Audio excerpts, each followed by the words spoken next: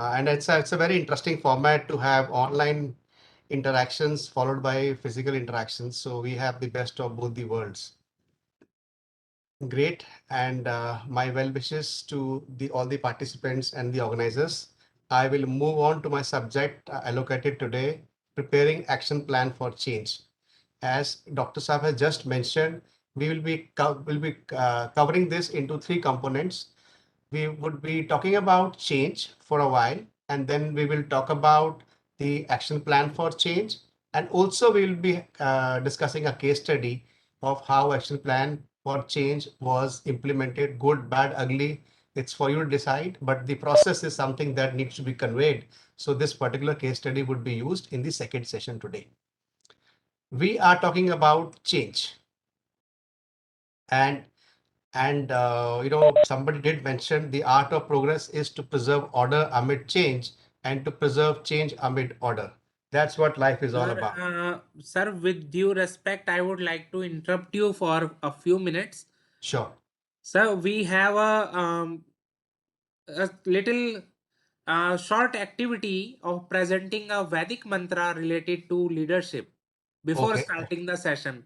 Very So, nice. Very nice. Very with your nice. permission, I would like to invite the session coordinator to just start and formally introduce you to the session, sir. Sure. Thank you so much, sir. And thank you for bringing me on board. And I welcome Professor Marwah, sir. And this ATAL FDP on leadership organized by FET Gurukul is one of its kind in which the participants have voluntarily showed interest and they are acting as key pillars in the organization of this program. I believe that this will let participants experience the essence of true leadership. Now, I'd like to invite session chairperson Dr. Kiran Verma ma'am. She is an assistant professor of yoga in HNB Garhwal University with having more than 10 years of experience. And ma'am has also published various research papers in national and international journal of repute. Over to you, ma'am. Kiran Verma ma'am. Thank you, Ayushi ma'am. Thank you very much. First of all, I am very thank you and I'm very thankful Professor Pankaj Madan sir, co-director ATAL FDP and Dr. Suez Bhardwaj sir, co-coordinator ATAL FDP, who gives me this opportunity. Thank you, sir. Now, what could be better than starting today's session with a Vedic mantra? For this, I would like to invite Ms. Prachi Pachoria, who is research scholar in the Department of Management Studies at Gurukul Kamli, deemed to be University Haridwar. So over to you, Ms. Prachi, ma'am. Thank you so very much, Kiran ma'am. Ma'am, am I audible? Yes, ma'am. Okay, ma'am. Thank you so much. शेरों में शरीर यशो मुखम तिविष्क केशवाचर शमो शीर्णी राजा में प्राणो अमृतम सम्राट चक्षु Virat श्रोतम. This mantra taken from Yajurveda 20.5. In this, Shri means to increase the beauty or majesty of the nation is my head. Yash means to increase the nation's skills. Vishi means the growth of the nation's glory is my hair and my hands. Amrit means lack of death in the nation is my king. That is a glowing life. Samrat means to rule in a proper way. Virat means to listen to the words of the people of the nation or increase food grains in the state. Over to you, Kiran ma'am. Thank you, ma'am. Thank you very much, ma'am, for simplifying and explaining the meaning of mantra now. Let's look at its relevance to management and leadership. I believe that each one of us might be have unique interpretations of this mantra. So let's have a discussion on how do these traits help in better leadership skill. Discussion question is this.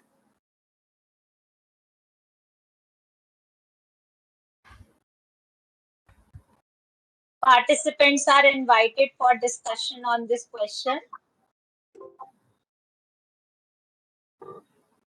Okay, now Okay, for further processing now, I would like to invite session coordinator Dr. Mosmi Goyal. She is an associate professor in Quantum University. Ma'am is having specialization in marketing management with 14 years of teaching experience. Now, over to you, Mosmi ma'am.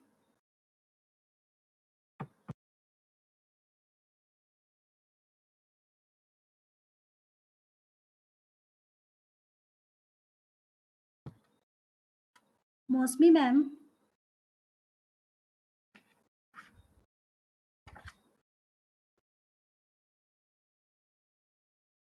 Hello.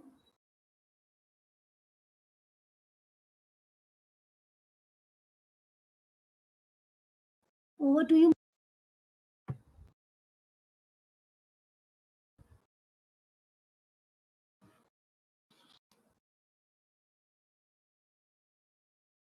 I think ma'am's mic is not working, so I shall start Okay. from her side.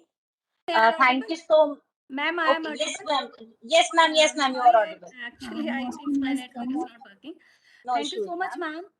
ma'am. Now now it's a very healthy good evening to all. Today it's my great honor to introduce our speaker of the sessions today, Dr. Sanjay Marwah. Dr. Sanjay Marwah is a director of JK Business School. He has held leadership position in academic and corporate since last 3 decades. He is an expert in the area of strategic management and customer retention. Professor Marwa has authored many research papers, articles, presented and published in a various national and international conferences. He is a member of a strategic management forum and IIM consortium supported organization. Sir has conducted many international management development programs for the academicians and a corporate executive, and also lead NBA accreditation of University Business School under his leadership. Dr. Marwa is the founder editor of a refereed journal and has published and edited various books. This online form is proud to have a resource person who is recognized among the India's top 100 great pupil managers of 2021 by a Great Manager Institute, published in the Forbes India, and Sir is also the recipient of Rashtriya Gaurav Samman 2015, Academic Leader of the Year 2016, and a leader in the Asia with the Global Vision and Outlook 2019. Thank you so much, sir, to be here. Today, we all the participants are very lucky to hear. But before starting, I requested to all the participants that they will participate here. All the participants is compulsory to participate because after the sessions we have the round of the question answers. So every participant should be participants. Now it's over to you, sir.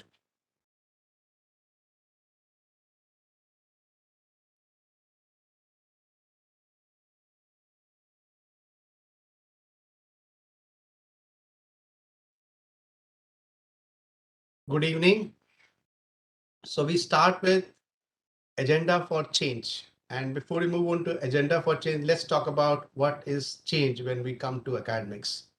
But before that, let's look at the society around us, the life around us. And somebody, Alfred North, has mentioned the art of progress is to preserve order amid change and to preserve change amid order.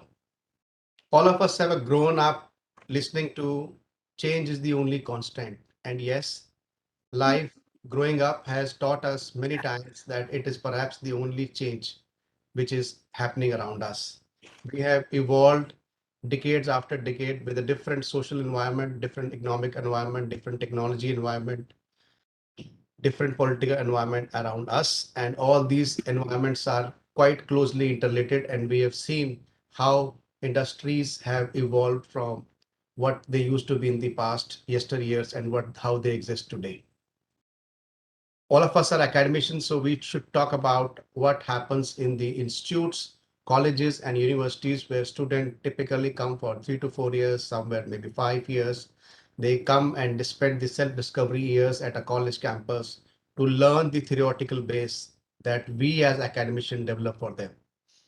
Now, our role as institutions and universities to assimilate the current practices in the industry, create a knowledge bank, and to disseminate amongst the students so that they are better prepared for the entrepreneur, policy making, corporate roles that they would join in after they have completed their programs. Some of them are in professional courses.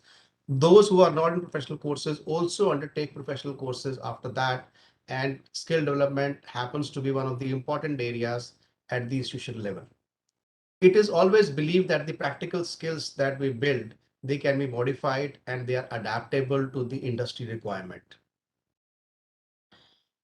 It was believed that the students which are prepared in the institutions, schools, and colleges would be much more productive for the industry when they have completed their education. And therefore, the education system flourished and flourished over last 1 decade with focus on skill enhancement and skill preparedness for the students. Somehow, the reality is little different.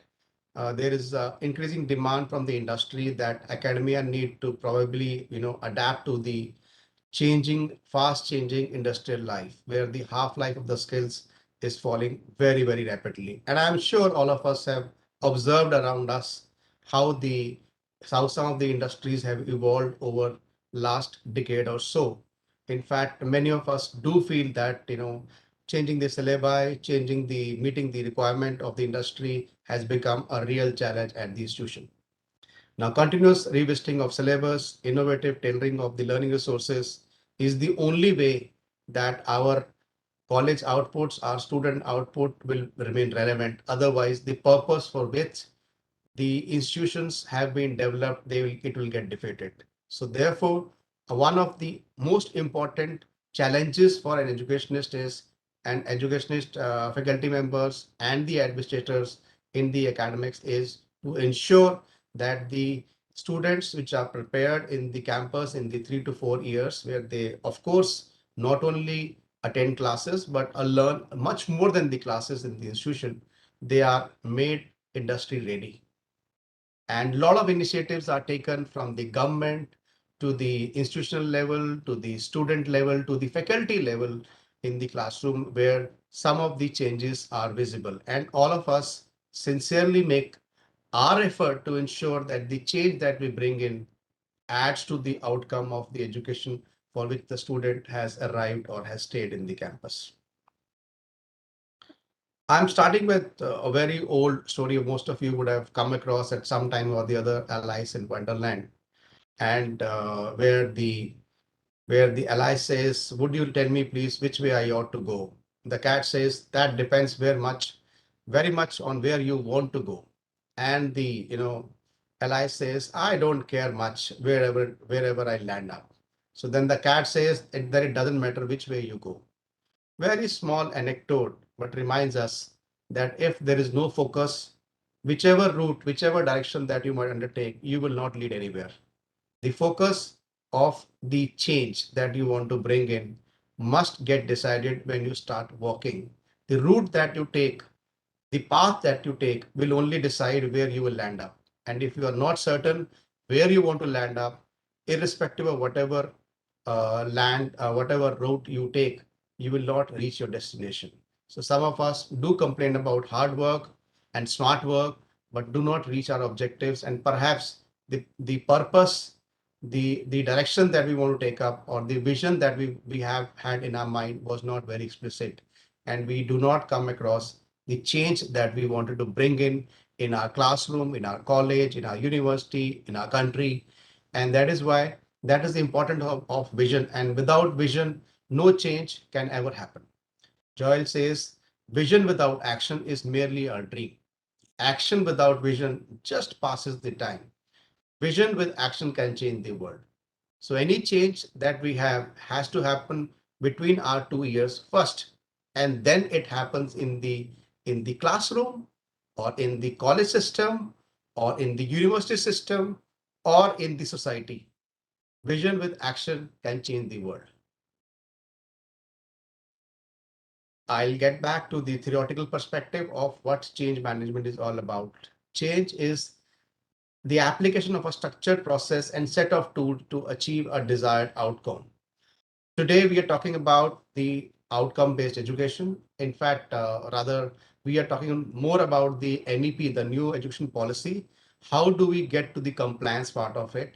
And we all know that all of us have started thinking about taking the desirable steps that would ensure that we have arrived and we are meeting the objective of the new education policy, which is going to get laid out in our country in the coming years. But when we are talking about the changes that needs to be made, we must understand that these changes will not happen till the time there is an organized, systematic approach to ensure that we move towards implementation of the new education policy.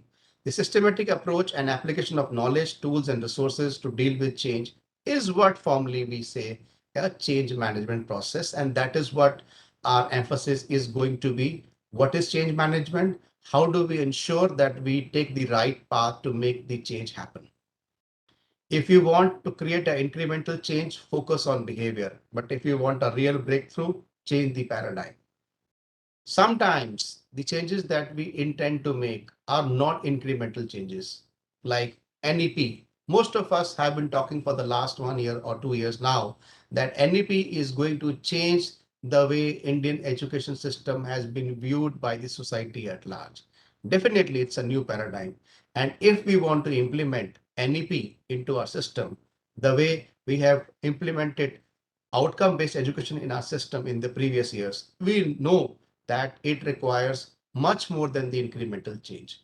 So some of us who are in academics and who have the responsibility to bring about the change in the organization must understand that when there is a large change like changing the paradigm, we must have an organized system in place.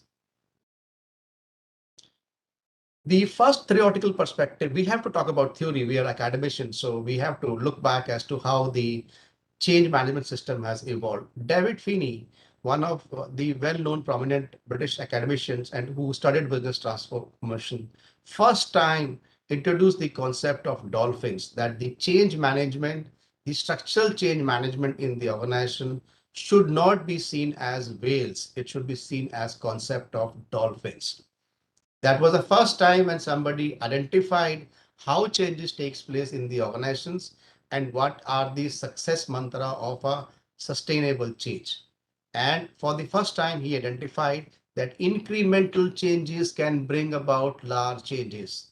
But one office order that the tomorrow morning, this is how it is supposed to be done, the whale kind of decision, do not lead to an effective change management or a permanent change management method.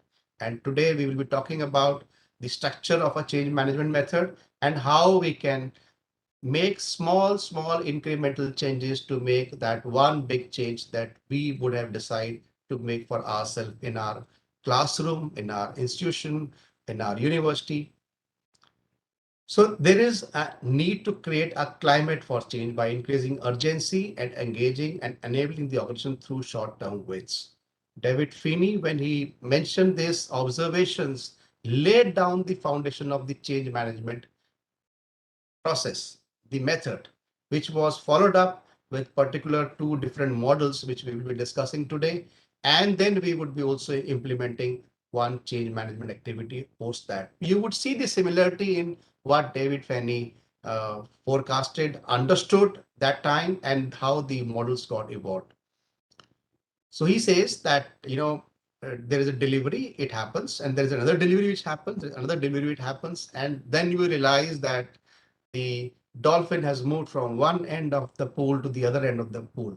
So small incremental changes can lead to one big change that you might envisage in your organization. But one particular large whale kind of system to bring about the change in the entire system has never led to successful organizational changes or led to permanent organizational changes. Of course, when I'm talking to the leaders in the academic world, I must inform them that change comes from leadership, and leadership is all about bringing about the change. Because for not bringing in anything new, for continue to do what is happening around yesterday before you had arrived, we are not talking about the leadership. It's about taking people from where they are now to where they need to be. That's is leadership. The best way to get people to venture into unknown terrain is to make it desirable by taking them in their imagination first. You think in their mind and they start thinking like you. This is what we need to do. We have to implement NEP for our institution. When your faculty members, department heads, or other colleagues are talking about imagining implementation of NEP, and then only the implementation of NEP will take place. Else, by office order or by government orders, it will take years for NEP to get implemented in all the colleges over in our country. Now, since we are talking about change, change requires resources, change requires intent, change requires too many factors that you need to look around before you start talking about involving yourself into a change management activity. First, do I have the power to change? Do we have a change leader? What is the time available? We are a top institute in the country and NEP is getting implemented. And if somebody else developed and the method and process and ensures that 20% of the classes are activity driven or 20% of the and other 20% of the classes are industry driven, I'm sure they will take the lead. As industry leader, we can't afford to sit back. So there's no time, we have to start implementing immediately. Or there could be an environment wherein the change has started happening. All the colleges around us have already implemented NEP. I have no choice because in the eyes of the student community, I am the one who is still going with the traditional methods. Students have stopped showing interest in our institution. Now we need to change. So the time to change, how quickly we need to change is an important parameter that needs to be put into context when the change management activity begins. What is the scope of change? Are we prepared to change the entire paradigm and ensure that the entire NEP gets implemented in next 1 year? Or we are going to be incrementally doing it by introducing the soft skills in as a component of all the courses in the year one and introduce the industry or the practical component in the next year. So what is the scope of the change that we are trying to bring around would be important. How do we preserve the change? We will discuss this later on because more than bring about the change is the preservation of change, which is much more important in the change management process. A change which is reversible is not a change which has happened. So ensuring that the change becomes constant, we would be looking at some case study and also some activities and certain experiences of other people in how to preserve the state, the change. Diversity of people, capability of people, how ready are the faculty members in the institute to ensure that they become NEP compliant. The college cannot become NEP compliant till the time the faculty department heads are on board. So is it that they have also taken it as their agenda to bring about the change? It is only then the institution would be able to make it happen. Of course, all changes require resources, and whether the resources are available. The management has understood the context of the change. The management has understood to provide the resources, because without the resources being there, the leader will not be able to implement the change. So the context of change would look at some of these parameters, and this is the starting exercise whenever a change management activity starts taking place.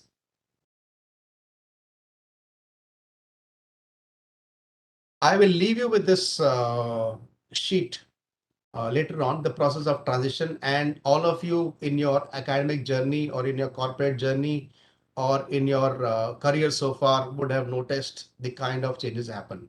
Changes sometimes are short term, some are medium term, some are long term, but whenever a change happens, the first question and the first is the anxiety that brings up gets built in. What is there in store for me if this change happens? If the NEP gets implemented, how are we going to be reviewed? What is the benefit I will be getting?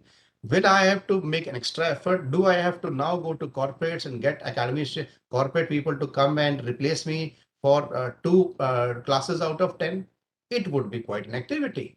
But then, am I ready to face that challenge of bringing in a corporate leader to replace me in the classroom 2 out of 10 times? Perhaps it's too much of an effort. So the complacency would not allow it to happen. So there would be exactly how will I do that? Where do I have time to go out and meet the industry? So these kind of issues will start coming in. There could be times of happiness. You go to the industry and you meet people and you find that your alumni welcomes you with open hands and he's more than happy to come to the institute or the alma mater and talk to the young students about the practices. You want Python to be trained, you interact with the student alumni and he says, okay sir, no worries, I'm implementing Python in my organization, I'll come and teach Python to your students, and half of your job is done, because this is what the industry wants, this is what the NEP wants, and this is what you were supposed to set out. But then there would be an element of fear, there would be element of threat, there would be a guilt that I have not been able to do it. Some other faculty members have been able to get too many industry people in the campus. I have not been able to do it. There could be depression, there could be hostility, or there could be acceptance that, okay, I can't get 2 out of 10, but then at least every month I have decided to get an industry leader and I am writing to my alumni members and they have started participating and I've started enjoying it. And I think with the NEP getting implemented, my classes and my case studies have become little more meaningful. So I have started enjoying the new NEP. Of course, it requires an additional effort, but there is a fruit, and I really enjoy that. My alumnus comes and talks to us, to my students in the classroom. I have also found the experience of going out and meeting industry professionals and interacting with them, making my classroom much more relevant than I ever thought in the past. So there could be gradual acceptance, there could be moving forward, there could be disillusionment, there could be denial. No, this change cannot be happen in the present circumstances. Government has come out with a policy, but it's not implementable. There are no resources. So therefore, it will at least not happen in my institute in the next 3 to 5 years.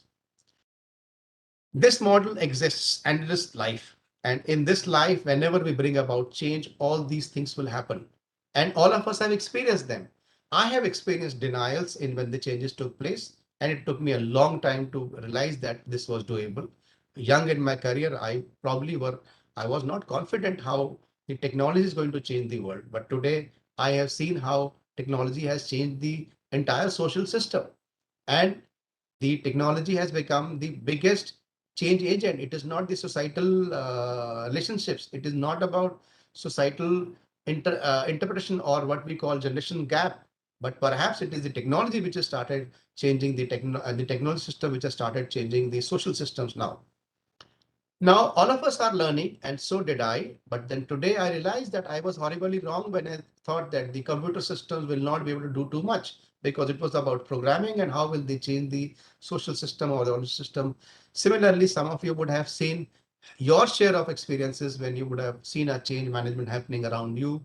Acceptance, not acceptance, fear, threat, hostility, all these are human feelings and expressions, and I mean, I would say feedbacks that come up, and sometimes expressive, sometimes not expressive. But this is what life is. This is how the change management system encounters the people around us. Some of time they could be willing in the beginning, but later on they might give up. Sometimes people are not willing in the beginning and say, no, no, nothing is going to happen. At least in our college, it's not going to happen like this. But after some time, they could join in and say that, oh, it's acceptable. I think NEP can be implemented, and I think I can now join the bandwagon. Maybe a little late. I am perhaps a laggard, but I realize that it is making the relevance of the college much more meaningful, and therefore I might join the NEP bandwagon. So people would join at different stages. Their attitude towards change will get modified in the implementation process, but that's what life is all about. And whenever we implement change, or whenever you implement change, should be prepared for all kinds of human forms and factors to get associated and to ensure that you are able to take them along. I'm sure in your leadership session, you would have noticed the different kind of leadership styles and how you need to implement different kind of leadership styles in different kind of situations. In the change management model, change management system, you would also encounter different kind of leadership approaches in different situations as you come across implementing the change management process. So taking cue from what we have understood to be the change, there the model of change was option was emphasized by Kurt Lewin and known as Lewin model, which was very simple extrapolation of what we have studied earlier, and it talks about a three-step process: unfreeze, change, and refreeze. Unfreeze is, you know, uh, cutting around the clutter, talking or taking people along, asking them that we are going about bringing about a change, make the change, and then refreeze and ensure that the change becomes permanent. It's not very different from John Cotter's model, but Cotter's model is little more specific in terms of 8-step process, which now is largely accepted as a 6-step process. So we would see that both the models are quite similar in nature, except for the layout point of view. But the Lewin's model has become a very, very popular model in terms of change management, stating unfreeze, change, and refreeze. 3 simple steps, and the change becomes permanent. What is unfreeze? The first step is to decide what needs to change. Survey the college to see what is the current state. If this is what NEP requires, NEP says that 20% of the component of every course should be skill-based, practice-based, which presently is not. So how do we make it happen? And we must understand, if the larger perspective is to implement, then we have no choice but to understand how do we make it happen. So the first step is what needs to change. Of course, the structure of delivering the classes and the timetable for the term needs to change. Ensure that there is a strong support from the upper management, because it's only when the top management decides, when the management of the institute decides that they would like to be implementing the change or NEP, then only it will happen. It will never happen till the time they give you sufficient time to bring about the administrative systems and changes to ensure that NEP gets implemented. Of course, as the department head, you are expected that you will take the stakeholder analysis and ensure that all the participants are able to identify, all your senior colleagues are with you on bringing about the change. Frame the issue as one of the college-wide importance, because if any issue is not perceived, as I mentioned earlier, in the mind of all the colleagues around you, change will not happen. Because only making out about a structural change on paper and coming out with the office order will not change anything unless the department heads understand that this is for the larger good, this is the direction that we are going, and this is what we need to do. You will have interesting ideas coming forth in terms of how do we ensure that the classes now become practice oriented. Unfreeze also requires that the need for change is well understood. There is a compelling message that we need to change because we are the top institute in the country or one of the leading institutes. And if we do not implement NEP, we would be seen as left behind. Or there is a need for change because everybody else in the NCR has changed. So if I don't change to NEP system, why should student come to us? There has to be an impending reason, and the reason has to be understood by everybody. The why part of it. Why do we want to change? What is the vision? Where we want to be? Unless it happens, unfreeze will not happen. So unfreeze is all about identifying the change, creating a use case, a need for change, and ensuring that the doubts and concerns of all the people who are going to be implement the change stands clear so that they are on board when the change happens.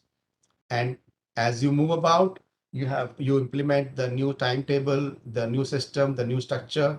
Of course, what you need to do is communicate more often. The whole world should know, the entire college should know, the students should know, faculty members should know that we are implementing NEP. And when we are implementing NEP, what are the benefits of implementing NEP? How will the changes happen? How will the changes affect people? Prepare that this is how it's going to be working out. It will be different from the last year's timetable. Dispel rumors.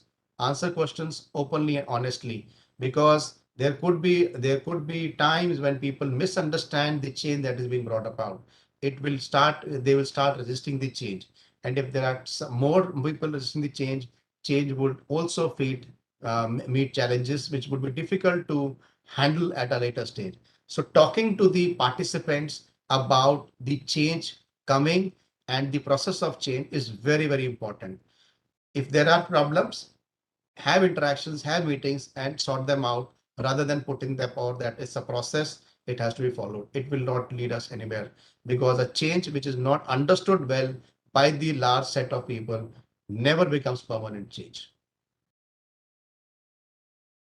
You have to empower people with action. Department heads, unless they have been empowered to bring about the change, one office note, or one structure of implementing change or bring in skills in the classroom might not be true for every department. So you have to give each department head independent empowerment, how they are able to bring in the skill set enhancement or practice involvement in the course that their department is teaching. So it could be different, because a legal department or a business department or a finance department or a engineering college or a different industry would probably have different kind of way to introduce the practice in the classroom. So all department heads need to be given the empowerment to bring about. Large objective is clear, but the process part or small changes that they would bring in, it could vary from department to department. Therefore, empowering the departments to bring about the change is extremely important. Involve people in the process. No change can happen without involving the people. Empower them, let them take their departments along, and then only the changes happen. Generate short-term wins to reinforce the change. This is extremely important. Short-term wins are the small celebrations. As we mentioned earlier, dolphin moves a step, moves another step, moves another step, and then you realize it's on the other end of the pool. And same happens with the change. You have a small change, another change, and then the big changes happen. You have decided that the chemistry department is going to introduce one way of looking at how the practice can be introduced. You can invite the professionals, you can take them to a pharma company, you can invite pharma leader to come and talk to the students, and the frequency could go up and the change could happen. Some other department, maybe mechanical engineering, could have a different way of involving skill set in the classroom. Management could have different way of involving skill set in the classroom. But if the larger objectives are completed and each department has started doing something or the other, if not 20% every week or every 10 days, one involvement of skill set of in the classroom or in the academic process has happened, celebrate it. You will not be able to have 2 out of 10 as required in NEP at the initial stage. But if the faculty members are going around, involving people, getting the practitioners to come to the classroom or bring out their experiences to the classroom, the changes started happening. And each small short-term win needs to be celebrated, because when you celebrate, it gives confidence to the people who are making the effort. They become more interested, and then they look at next step of change to be happen, because these short-term wins and celebrations will lead to the larger change, that the larger change that could be required by the organization or what the leader could be implemented. Negotiate with external stakeholders as necessary. Sometimes the change will require paradigm shift, and you might need to bring about a larger change in the system. Your ERP system might need to change. Your attendance systems might need to change. You have to ensure that it is not only the inside people, but the outside people who bring about the change, or who are managing your processes also as part of it. Otherwise, the change will not happen. Refreeze. Anchor the change into the culture. The changes happen. There are some of the change has started showing the fruits of success. Ensure that there are newsletters, there are communications, there are celebrations, there are records which ensure that the changes have become part of the culture. Develop ways to sustain the change, ensure leadership support, create a reward system, establish feedback. How do you feel? How do my students feel when practice has started introducing itself, practitioners have started introducing themselves to the classroom. That regular feedback system will ensure that the confidence of the entire stakeholders is one when the change is being made. That if the change has to be made permanent, one has to ensure that there's a reward system, feedback system, and a loop of successes, short-term successes that gets created to ensure that the system, the change becomes permanent in nature. Many a times it will require to adapt to the culture, the college structure or the institution structure, for which one leader has to be prepared, because sometimes the paradigm changes will require structural changes in the system. So the way we used to work in the past might not be the way that we are working today or what we intend to work tomorrow. So therefore, it is very important that if there are structural changes required, they should be made permanent in nature. If there are guest faculties which are likely to be in the classroom very often, if there is a pick and drop facility that is required for them, or if there are sessions which are required to be created for them on the online systems, they all need to be made as the structure of the college system. If you do not have the resources like we have the resource today to interact with people at different locations, that could be that could be one of the impending requirement when you try to bring about professionals. Also, you will need to have classes like in this odd time, because you can't expect a CEO or a practitioner to give you time in his office hours. So sometimes some classes could go beyond the evening hours, and that is where getting the professionals into the system becomes easier. So if there is a college structure requires that the attendance has to be taken for every class, the attendance needs to be taken for online classes also, and it should become part of the system. Because without this system, if you say that the online meetings are good, they're interesting, but somehow the mapping and controlling is difficult, so therefore we will not give the attendance for the classrooms meetings or online meetings, and you will find that the interest would fizzle out and there will not be many takers. I'm glad somebody did mention that please ensure that it is participative in nature, and there would be question answer towards the end. We also take a lot of assessments towards the end. The purpose is very clear: to ensure that there is a to and fro of communication that takes place, there is a feedback system, and the intended outcome with which the changes are being brought upon are carried out. When you are refreezing, you must ensure that there would be a continuous requirement of support and training, and therefore everybody needs to be informed and supported.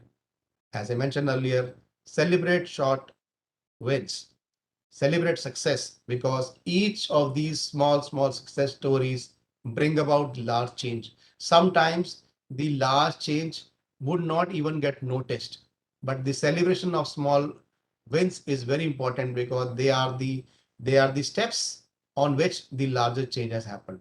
Without celebrating success, without establishing a feedback system, the change cannot become permanent nature.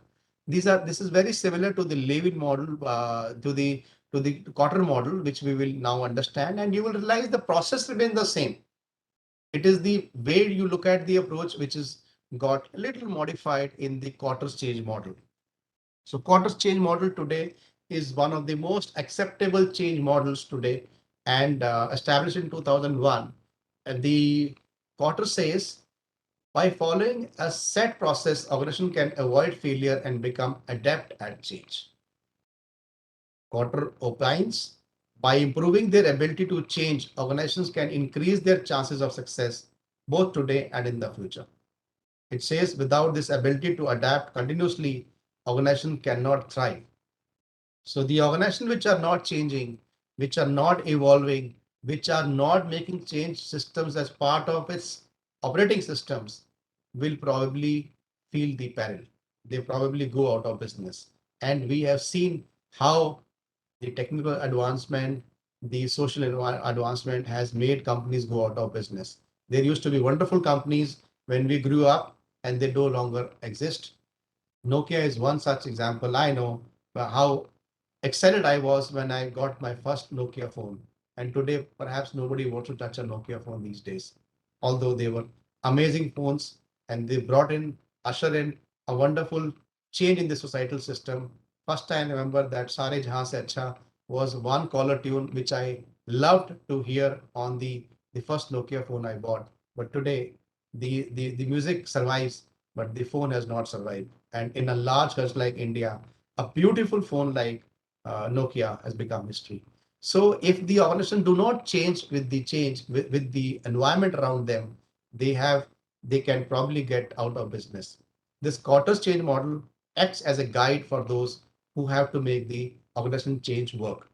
And it is important for us also in academician that we must understand the set process or the model of change, because it's a science against art. Like many people say that management is an art, and we all firmly believe that no, it's a scientific way of managing and ensuring that we are able to achieve efficiency. Similarly, the change is going to be happening around us. It will continue to happen. How do we ensure that we are able to make changes which is relevant to the environmental change happening around us? Those positive changes will only ensure that we are growing and expanding. The same holds true for organizational systems also. If you look around, you would notice some colleges, some institutions have evolved as benchmarks for other colleges, whereas some benchmark institutions of the yesteryears today are no more the great colleges of today, of today and tomorrow. So all these developments, if you noticed, you would have noticed that sometimes the academic systems fail to evolve. And today we are sitting on cusp of one big change which is coming, which is NEP. And all of you will have the challenge of implementing NEP.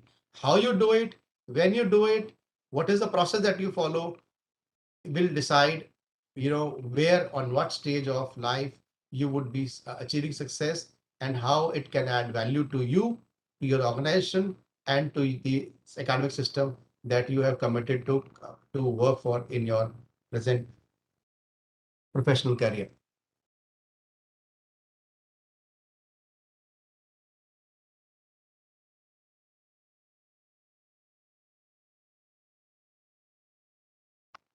So Cotter says that there are six-step process.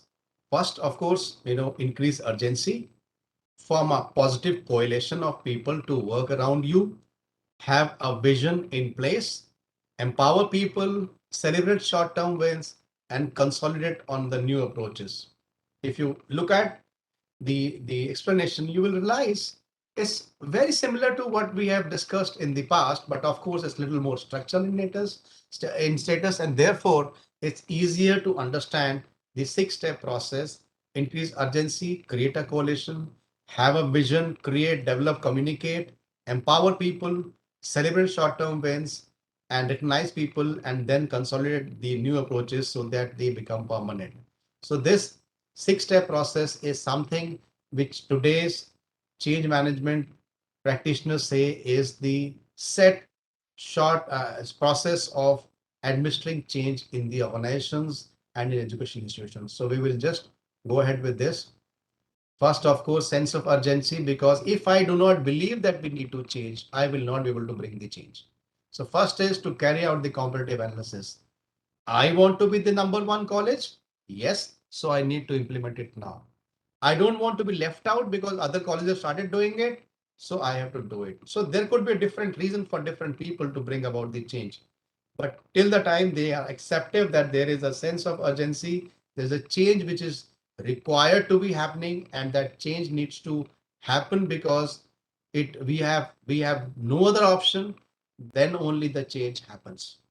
So first step is create a sense of urgency. Then of course is people, as we discussed earlier, form a powerful coalition.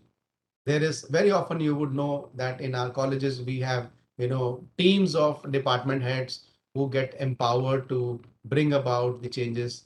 I remember when we had outcome based education to be implemented, two teams were formed, and I was fortunate, I was part of one team where we talked about and carried out steps to bring in OBE as part of the changes. Similarly, I remember when the accreditation was introduced, I was picked up by my director that time that Sanjeev, you have to now get into this and ensure that the NBA accreditation is achieved. And I remember that was my first formative administrative uh, challenge. And when my director trusted me, and then he told me that Sanjeev, you should be part of the team. which is going to be leading us in the MBA condition. And I was a young faculty member. I said, I'm here to teach. I mean, that's what the focus is. I'm not going to be getting into these administrative activities.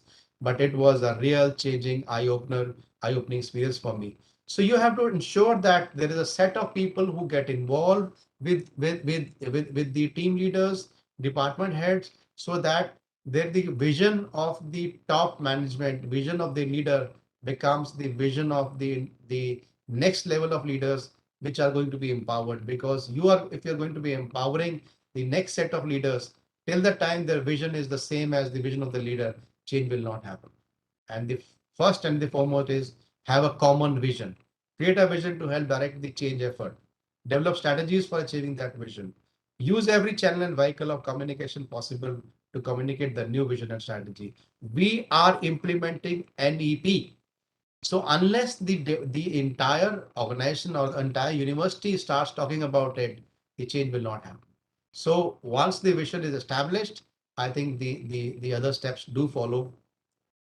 Of course, as we discussed earlier, empowering the department heads, empowering the system, changing the systems, removing the obstacles, bring about new structural changes is something which is required to be part of the change management model. And of course, planning and creating term wins is part of how the change management process moves up. As I mentioned earlier, consolidating improvement and producing more change is something that is required, because once some changes have happened, we have discussed earlier that the structures and policies also need to fit in the new vision. Once the implementation is taking place, 20% of the practitioners are coming for the are coming and ensuring that the skill based education is implemented in your institute. The structure and policies will also undergo a change. Hiring and promoting new employees who understand the vision will be important. And there would be, you have to create the connection between new behaviors and corporate success. And tomorrow, when we have new faculty members in the system, we have to tell them very clearly, as university, this university, we believe in NEP, we have implemented. And when you take up the responsibility of teaching a course, you also have to ensure that 20% of component is reserved for practice and practitioners, to ensure that when the students understand and the outcome of the course is mapped, 20% contribution should come from the practice or skill enhancement component of the course. Of course, you will need develop channels to ensure leadership development and succession, because change should not only live with leaders, it should also continue to grow even when the director moves out or the vice chancellor moves out and the next one comes up. NEP, when implemented, becomes permanent. So consolidating the improvement is extremely important and is important component of the quarters change model. So this is where I would stop as the theoretical perspective. We have discussed about the change models. We have discussed about two approaches, and we are going to be sticking to the quarters simplified 6-step process, wherein we talked about the increasing the urgency, ensuring that everybody is on board. We have got our back onto the wall, and we now know that this is what needs to be done. Why we want to do it is understood by everybody. How we do it, we need to make a coalition of people. We need to get together. We need to get the right set of people. The people need to come together and ensure that they all believe in their mind what the leader's thinking, and the change process begins with the vision. Create, develop, communicate. A vision has to be created, that why are we going in and how are we going in, and what are the outcomes that we are looking up from the change management process. This will all get crystallized when the vision statements get written, they are developed, and they are communicated, because you cannot talk to everybody in the organization. The vision has to be translated and communicated to every single person in the organization, so that they understand. The peon or the gatekeeper at the gate, or the gateman of the university, should understand that now there would be practitioners coming in, there would be industry leaders who would be coming in, and they also need to be received well. The system need to evolve around getting the corporates to come and spend more time in the institution. So the structural processes will start happening. It will happen only because the vision is shared to the last man in the university. As I mentioned earlier, empowerment is important at senior level, middle level, and at the entry level and the timetable planning level. The empowerment of coming out with the new timetable systems have to be left, because vice chancellor will not, be making timetables. It has to be made by somebody who is the timetable in charge for our department, and he only will be mapping up how is that 20% of practice is getting introduced. Is it through a lecture? Is it through a participation? Is it through a practice workshop? Is it through a industry visit? So all those will probably become, tangibilized in the timetables and will probably get reflected in the outcomes when they are mapped. Of course, as I mentioned earlier, short-term wins. It is not one big whale of a change. It is the dolphins of technique that we have been talking about. So we will make a change. We will celebrate the change. We will celebrate now that we have had, you know, three industry leaders in our university, in the college this week. Then we will take it to six, and then we'll make it to 12, and then we will ensure that all departments, all the courses now have introduced the the practice component into the courses that are being taught. All the outcome based mapping systems now have shown that there is a practice component in every course that we teach in the college, and there has to be celebration, there has to be communication. The whole world, the media should ensure, should be communicated that the NEP is getting implemented. The feedback of the students, the feedback of the faculty member, the feedback of the industry should get accumulated and shared with the professionals, with the outside social ecosystem, so that the change which is happening becomes permanent change. Of course, it is important to consolidate the approaches, ensure that they fit into the vision that was implemented or thought of, connect the new approach to success, develop staff who have implemented the vision, train them, retrain them, and ensure that it starts to becoming a permanent change. Whether the people would stay on, people could move on from here to there, the systems and structures would undergo such change that these changes will become a new system. And new system means that NEP is here to stay and the systems have been implemented. This is the journey most of you and me would be taking in the next 2 years. So I thought I'll touch more on the NEP and more about the practice effort that it is laying its emphasis on. And we would be discussing one case study after that. I think I've been told that we will have a 10 minutes or 5 minutes break, and then we will continue the next session. If you have any questions, I'm happy to address them at this stage.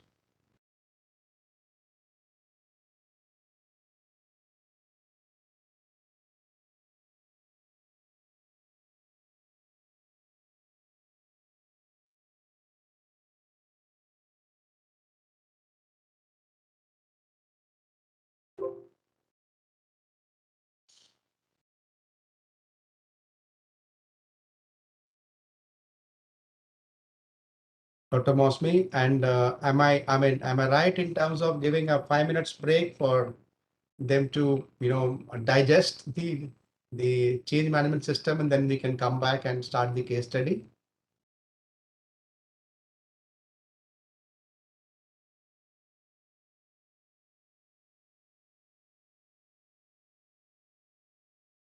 Ayushi, Yes, sir. Yes, sir. We can have a 5 minutes break and then we'll come back.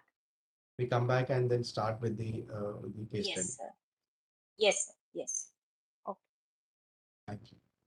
So participants, here's a 5 minutes break and we'll resume at 8:03 or 8 or 5 as per our resource person's convenience.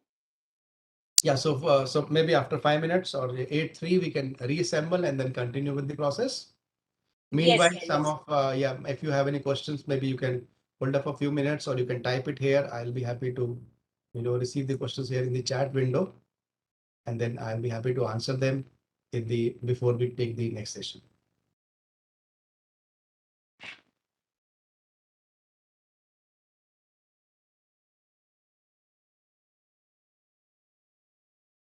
So here's one question uh, Yes, please.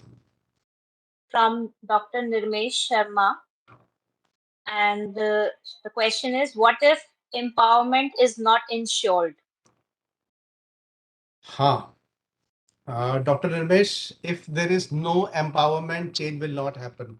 In fact, I have emphasized that the change is a participatory process. Permanent change will happen only, and the vision will get implemented if the empowerment is done to the last person who is being part of the change. Change is about taking people along. If the, as I mentioned earlier, colloquially speaking, sometimes we say that office order has been issued and everybody has to implement it.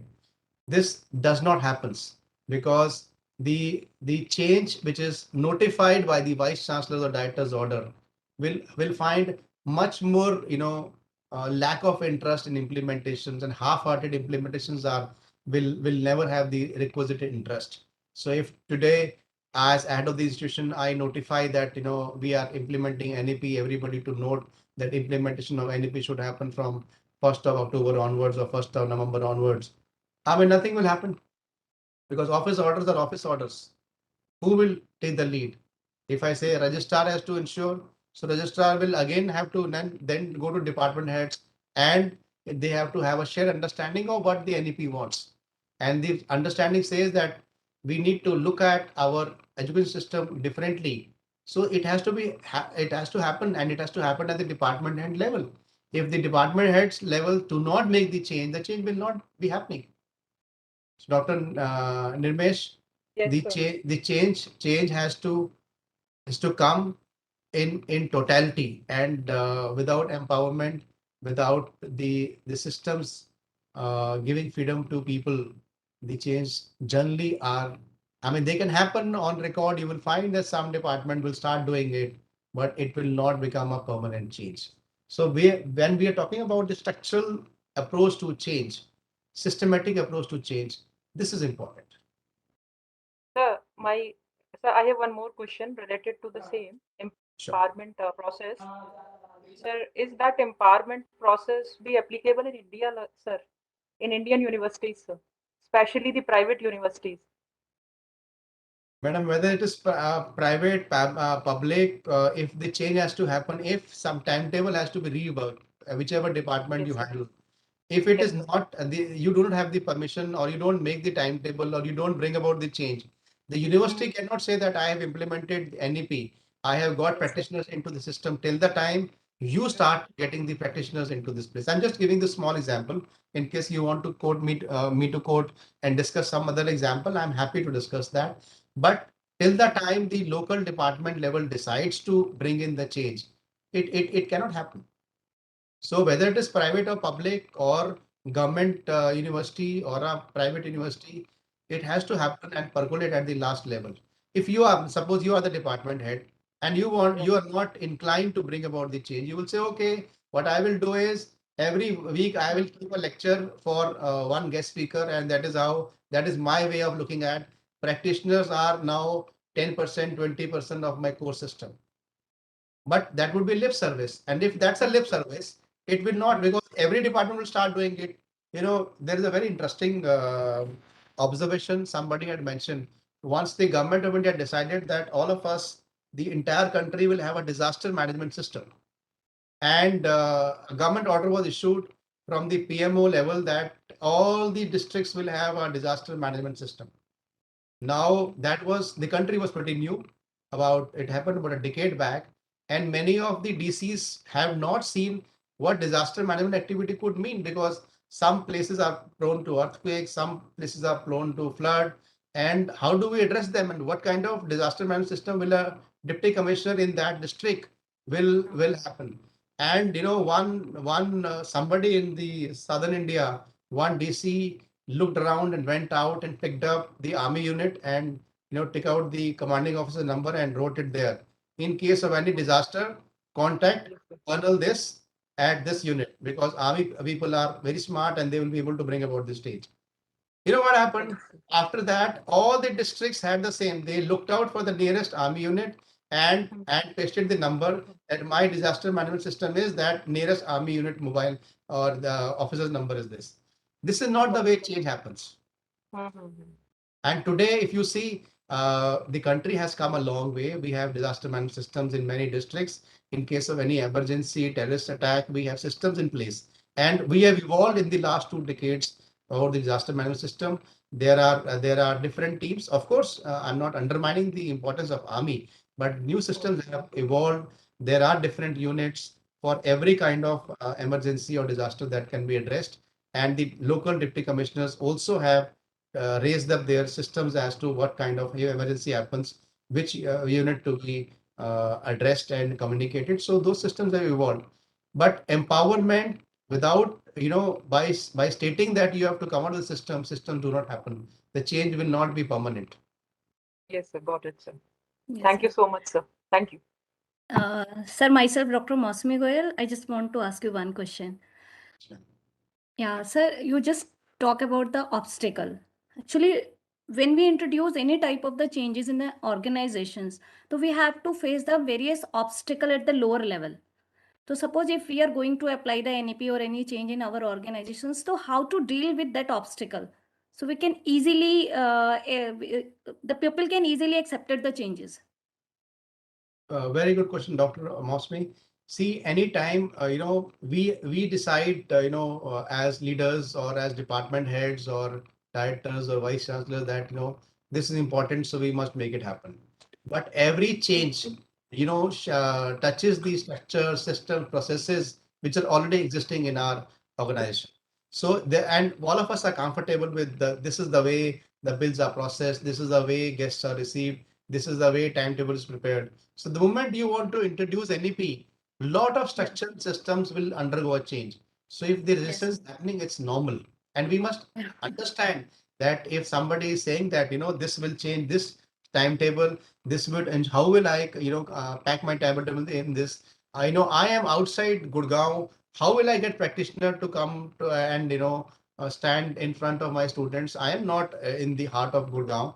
So there could be challenges that will come up, and each college will have different set of colleges, or different kind of challenges, and these challenges are bound to be there. And as a leader, our role is to ensure that all the questions or all the doubts or all the fears that are there are dispelled. And the best way to dispel a fear is to have open communication. I'm glad you've asked this question because you understand when the change is implemented, some people will have reservations. People will always have reservations because it is challenging the existing process which is being carried out. And it is always a good idea to talk openly, ask them the challenges, and sometimes they might be right. You are out of the city of Gurgaon, and I remember when first time I decided to have much more guest lectures, I found that it was difficult because who is going to come outside the city, spend one full day to be with my students? Because for a 1 hour lecture, they are almost spending their entire one day. And I realized that the challenge of the corporate resource center was well placed. So we had to come out with different systems as to conducting a guest lecture in the morning at 9 o'clock or in the evening at 8 o'clock because traffic jams do not allow me to conduct it during the office hours. Now, of course, we have online system. So there would be challenges and people, some of the challenges could be well placed also. But if in the larger interest, we have to change some systems, we'll have to listen to them and come out with small decisions and ensure that the new structure is implemented. It's a very, very large step, Dr. Mosmi. It will not be easy to implement NEP. On paper, these 3, 4, 5 changes can make it happen. There are no shortcuts, but it is in the interest of student community. This will take our country to the next level. For many years, we have been known that your hard work is good, your IITians are good, your theoretical perspectives are good, but somehow these students are not ready for the jobs. And I think this time is taking it head on that we have to ensure that the students, the purpose for which they come to the college, they come here to enhance their skill sets. And if that is not added up, what is the purpose of them coming up and spending 1, 2, 3, 4 years with us? So I think it is taking the purpose of the colleges and institutions head on, and it's not going to be easy. We have evolved differently. I am also part of the victim of the same system. I also find it's getting a little complex. It sounds easy on paper, but implementing it would be a huge challenge. But I think I learn from your experience. You will learn from mine. We will learn from Dr. Richa Saini's experience, Pallavi Bhardwaj's experience, Gaurav Kumar's experience, and then we will probably package them together and see how things happen. OB also the same thing. I went to Chandigarh, copied certain initiatives that they had taken, went to Bhopal and found that they had a different way of implementing OB, then went to IM, found they had some other shortcuts which were really good, and they were all practiced because we were not mapping everything. We were doing a lot of things for the students, but we were not mapping it. And today also, we conduct a lot of activities, but if you tell me what is the outcome that is achieved by conducting a debate competition in the college, most of us do not write the outcomes.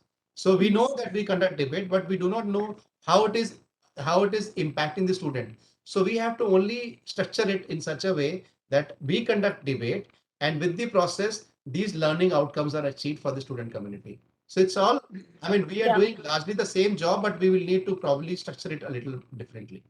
Thank you, sir. Thank you so much.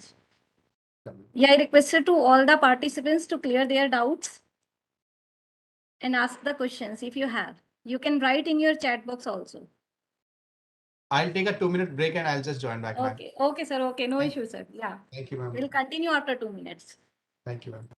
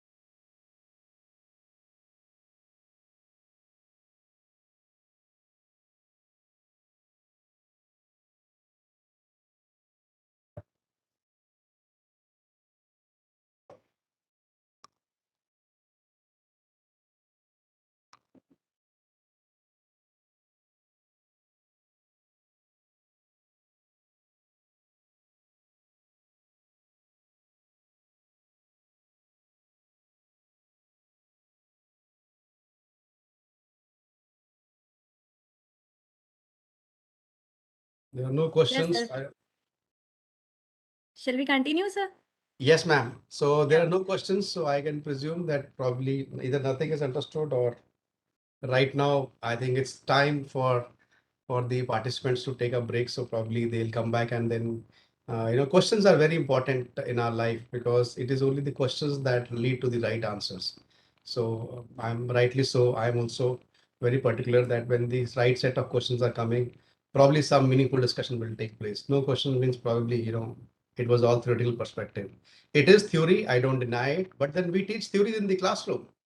That's what we do in our colleges and institutions. But the theories that we take to the classroom, I'm a big fan of the theoretical systems. They are not coming, I did not dream of a change system and brought it over here. These are the evolutions which has taken place over the last decade. So therefore, Sir, theoretical perspectives. sir, Sorry. sorry, sir. Sir, there is a questions in the chat box for you. The one question is from the Vivek Arora. What are the key parameters by which we can investing the efficiency of change? What are the key parameters with which we can?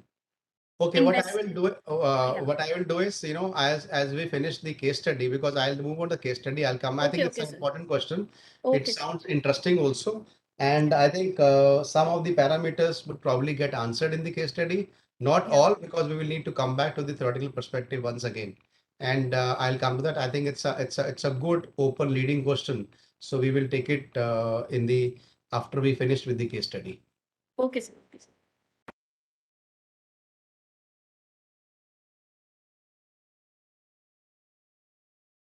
So this is a case study that which is about this is a little old, but then I think it's still relevant because not many colleges in India have still arrived at outcome-based management education involving stakeholders because it is part of OBE, the new education policy also, where it expects institutions to have outcome-based management, outcome-based education.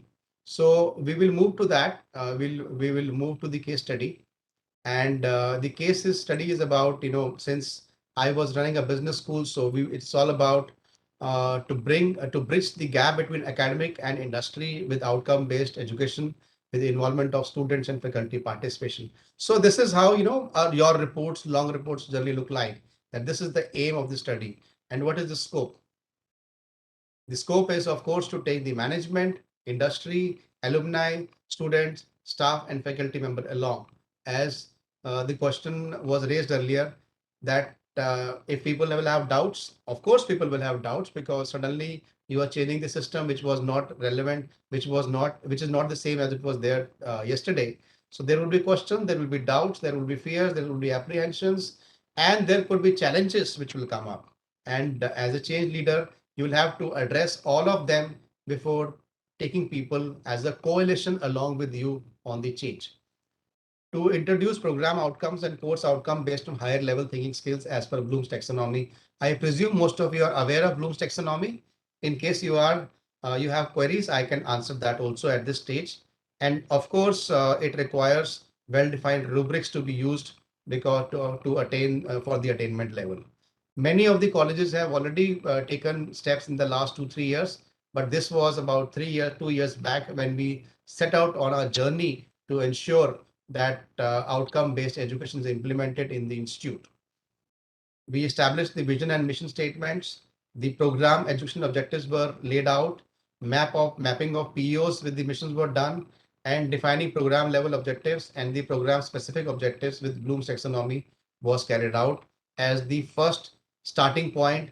This is part of the vision mission, and then taking the entire paradigm in place as to this is the structural requirement of outcome based education. So this is what the first steps that were taken. Bloom's taxonomy, many of you as faculty professionals would know that, but I'll just repeat that we start with the very basic understanding of the students coming to the classroom and taking the facts away or taking the understanding away from the theory is always has generally been recalling the facts, and we have grown over the years, define this, define that, state the pricing policy or list all the factors that are involved when the product is launched. So this is how generally, we have grown up as, where our memory was being tested whenever we used, whichever course that we studied in the past. And then there were, understanding, which is the higher level of program outcome, which means that, classify, describe, discuss, explain, and then of course then there is application of the theory where mean the kind of questions that were used is demonstrate, operate, or solve this, execute this, layout, and the higher level to this could be analyzing when the kind of questions. And we have grown up with our teachers asking the question that differentiate between this approach and this approach, organize, compare and contrast, experiment, and question or examine this approach versus the other approach. So where we were expected to analyze our understanding of the theoretical perspective that we've studied. So that was a higher level understanding compared to writing the particular definition or so. Then, of course, evaluation is considered to be much higher because to evaluate something, you requires a fairly good understanding and analyzing skills. And then you have to also give a decision in favor of one argument or the other one, to appraise, argue, defend, judge, select, support. And you have to evaluate and then take a stand that this is what I believe is the right approach for this particular company to do, if you're talking about the business perspective. So, or there could be a much higher, which is about creating, which is considered to be the highest level of the questioning systems or the understanding systems that we have in our system, is that write a business plan. And believe me, after MBA, I mean, not more than 1% of the students on this planet cannot write a proper business plan. That's very surprise outcome that we realized over the years. But then the students would probably get a A plus plus in an MBA course, but they cannot write a business plan. The industry would say, what good it is for me to hire a person who cannot write a business plan. I mean, you've taught him marketing, you've taught him finance, you've taught him so many courses. But when it comes to my organization, I am telling him that I have to launch a product, write a business plan, and he says, I don't know how to write a business plan. And today, of course, the emphasis today in many colleges is to ensure that students are able to write a business plan, formulate a research study on their own, develop a business problem, and particular write about a paper on that. So the emphasis now today in the NEP and in the is would be that the outcome based education would be that we have more of higher level skills which are imparted to the student than the cramming or duplicating skills as was in the past. So today, when we tell our faculty members that the kind of questions that you're asking is not the right of question that you should have been asking to the students. And if I look at your paper as per NDP, it's not a very good paper because you are telling the student define this, define this, define this. It's a basic skills that you are just ensuring that he becomes a rote learning is being promoted. If you do not give him a business plan to write, he is not able to understand. He will not be able to understand, analyze, and probably do something for the corporate which will hire him tomorrow. So when the question papers are analyzed and discussed with the faculty members, they also realize that they need to have higher order skills to be developed in the classroom. Now, to develop those higher order skills, the learning approach has to change. If you want a student to write a business plan, he has to be taught differently from somebody who has to write answer to 15 questions which were supposed to be coming and which are quite similar to the question papers that has been happening in the past. So the new approach will require involvement of faculty members. But prior to that, you have to take him through the journey that why the present set of questions and the present teaching system is not good enough. So increasing the urgency, as if you look at the top left corner, I have mentioned about why this particular thing has been carried out. That this particular uh, process has been carried out. And when we were talking to the faculty members and telling them that there is a lot of automation which is happening, especially in except the education services, in accommodation and food services, so much of automation has taken place. Today, Zomato is changing the way the food services are being carried out, and it's for real. And technology is changing, and the kind of jobs that were being created in the past are no more the kind of jobs that are being created today, whether it is healthcare, whether it's construction, whether it's retail, whether it's transportation, manufacturing, accommodation. I mean, OYO has changed the way the accommodation business is carried out in the country. No more guest houses. These are all OYO rooms. You go to China, you get OYO rooms. You go to London, you get OYO rooms. So it's a technology company. It's not an accommodation company, but it has changed the way accommodation business is being carried out. And we have to ensure that our students understand how technology changes the businesses. Also, we must understand that the kind of technologies which are coming are very different from the kind of technologies that used to shape our world.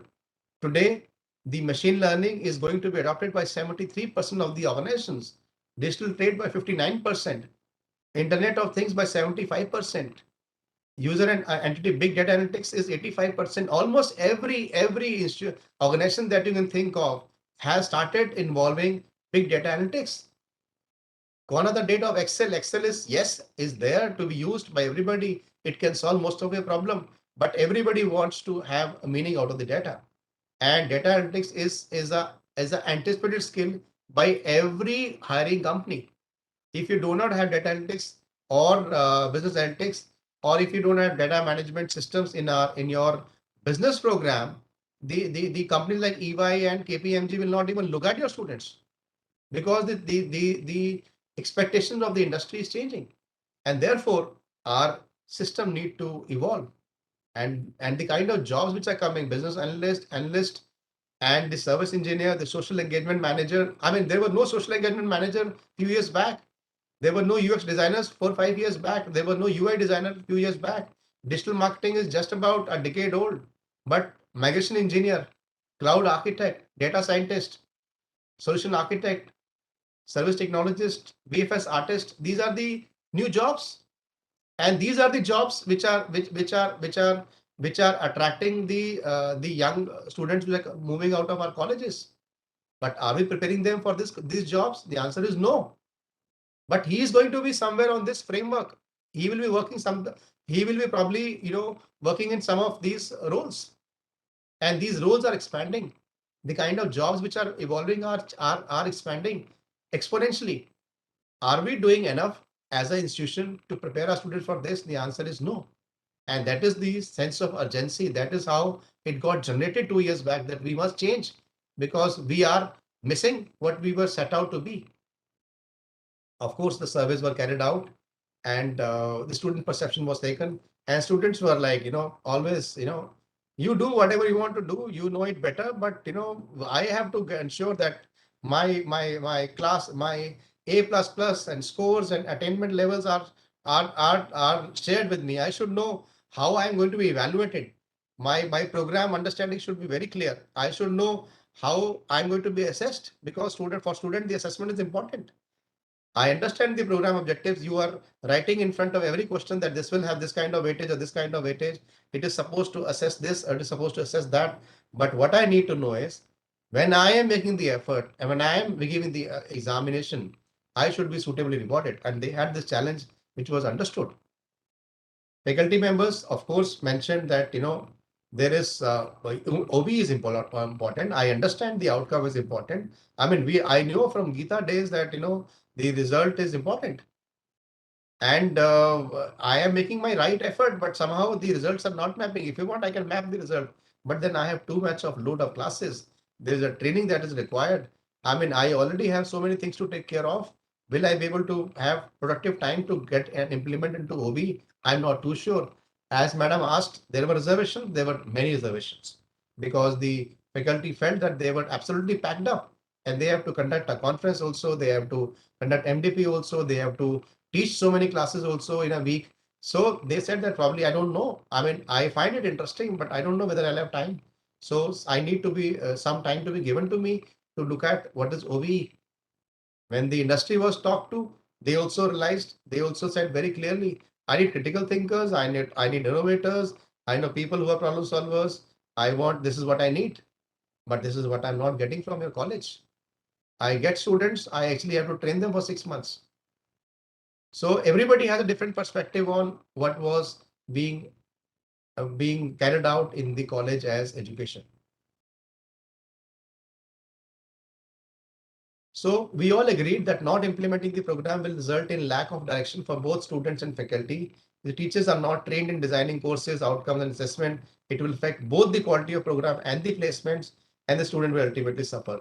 So once all faculty members are on board that we need to implement it because the employer wants it, because the industry wants it, And as a leading institute amongst the top 50 in the country, we will not be able to survive if we are not able to implement it. So the journey began that we need to implement OBE in the campus. And of course, the buck stops here. He's my chairman. He's my secretary of the society. So we realize that, first is that we have to take them on board. I might need money, I might need resources, I need empowerment. If you want me to change OBE, I'll have to train my faculty members, take them out and make them understand what OBE is all about. I mean, I have no idea what is OBE. I don't know that it is required and the industry wants it, but we'll have to implement it in the college. We had MDP in NITTR, if I remember correctly, the current chairman. He had come. He was right of NITTR in Chandigarh. So we visited that place. We spent a week there, and we understood what is OBE and how it is implemented. What was the process of implementation. There were not many use cases, but it was a useful experience to spend 1 week there with my colleagues. And when we within a week we understood what is required and how the steps could be taken, and we started taking some steps. So we made a powerful coalition of industry, student, alumni. In fact, alumni were the key leaders because they supported us in terms of implementing the bridging the industry academia gap, and the industry also supported us, and they also said that in case you're implementing OBE and you want our regular participant, we will come to your college more often. And fortunately, unfortunately, the COVID happened, and then these technologies landed up, and we had Google Classroom, and then a lot of guest lectures started happening, and then we found that we were getting more industry in the campus than ever in the past. I don't know whether it could sustain, but outside the city and away from the NCR, and 1 day getting wasted if I come to the college for a 1 hour lecture was not the problem anymore. I mean, the industry leader could probably start his class at 10 o'clock and finish at 11 o'clock. So one very important challenge got addressed, and with the video classrooms. But of course, we had the workshops, and in the campus, outside the campus, where the senior colleagues, they sat through and they started understanding what is outcome-based education, how do you measure outcome, what are the program learning objectives. So we carried out workshops one after the other in the college with the students, and they also, as stakeholders, were in a town hall, were involved as this is what is going to be, this is how your question paper is going to be looking like. This is what we are trying to do. So some of the assessment system might undergo a change. So if you have questions, feel free. But this is our vision, this is our mission, this is what we are going to do. And this is how the change you will notice the change. It would not be what the way it was being done in the past. So be prepared and be part of the journey with us. And it is in your interest because it's your corporates who want it. It's not that we want it. They want it, so we're doing it. That will make your landing much easier in the corporate. So students were happily on board, alumni were happily on board, and then the interaction process moved further. Of course, as I mentioned earlier, we went to for a OBE workshop for about a week in NITTR. Then we decided that data analytics was something that was not our forte, but then some faculty member needed to be explained and needed to be involved. And then we went to JKT, a sister concerned, and then we signed up with them. So 2 faculty members went over there for a week of 15 days. They carried out the workshop for data analytics and Python, and then they brought back and they started teaching and implementing it. It became important part because almost all the courses we had analytics component with them. So we had HR analytics, we had marketing analytics, we had supply chain analytics. So we introduced analytics in every course. Of course, genetic short-term wins is an important part. So every time we celebrated with. I mean, there were not much of celebrations in those times because of the COVID, but then we had celebration meetings at our home, and we would conduct and we would probably appreciate all those initiatives that were taken by different faculty colleagues. And of course, there were certificates distributed, online certificates were started getting distributed, and almost everybody has participated in one way or the other, and they have those certifications how they have been played meaningful part in the journey of the outcome based education getting implemented. So some of you who have implemented would be able to recognize that this is how the classroom hours and credit systems get worked upon, and the faculty members will they have their own notes. So they started taking their notes. So awareness were mapped as to how well are you aware. Students were asked how implementation, how is it happening, how is it influencing you, do you agree that the OB is being implemented and you are a part of the stakeholders. So certain surveys were carried out which were important so that they are engaged in the change which is happening. Faculty members were also happy that they are bringing about a change which is participative in nature and students are on board. So the impact of the change when it happened, the certain processes were modified. In fact, many processes were modified, and Rubik's cube became a standard with every assessment.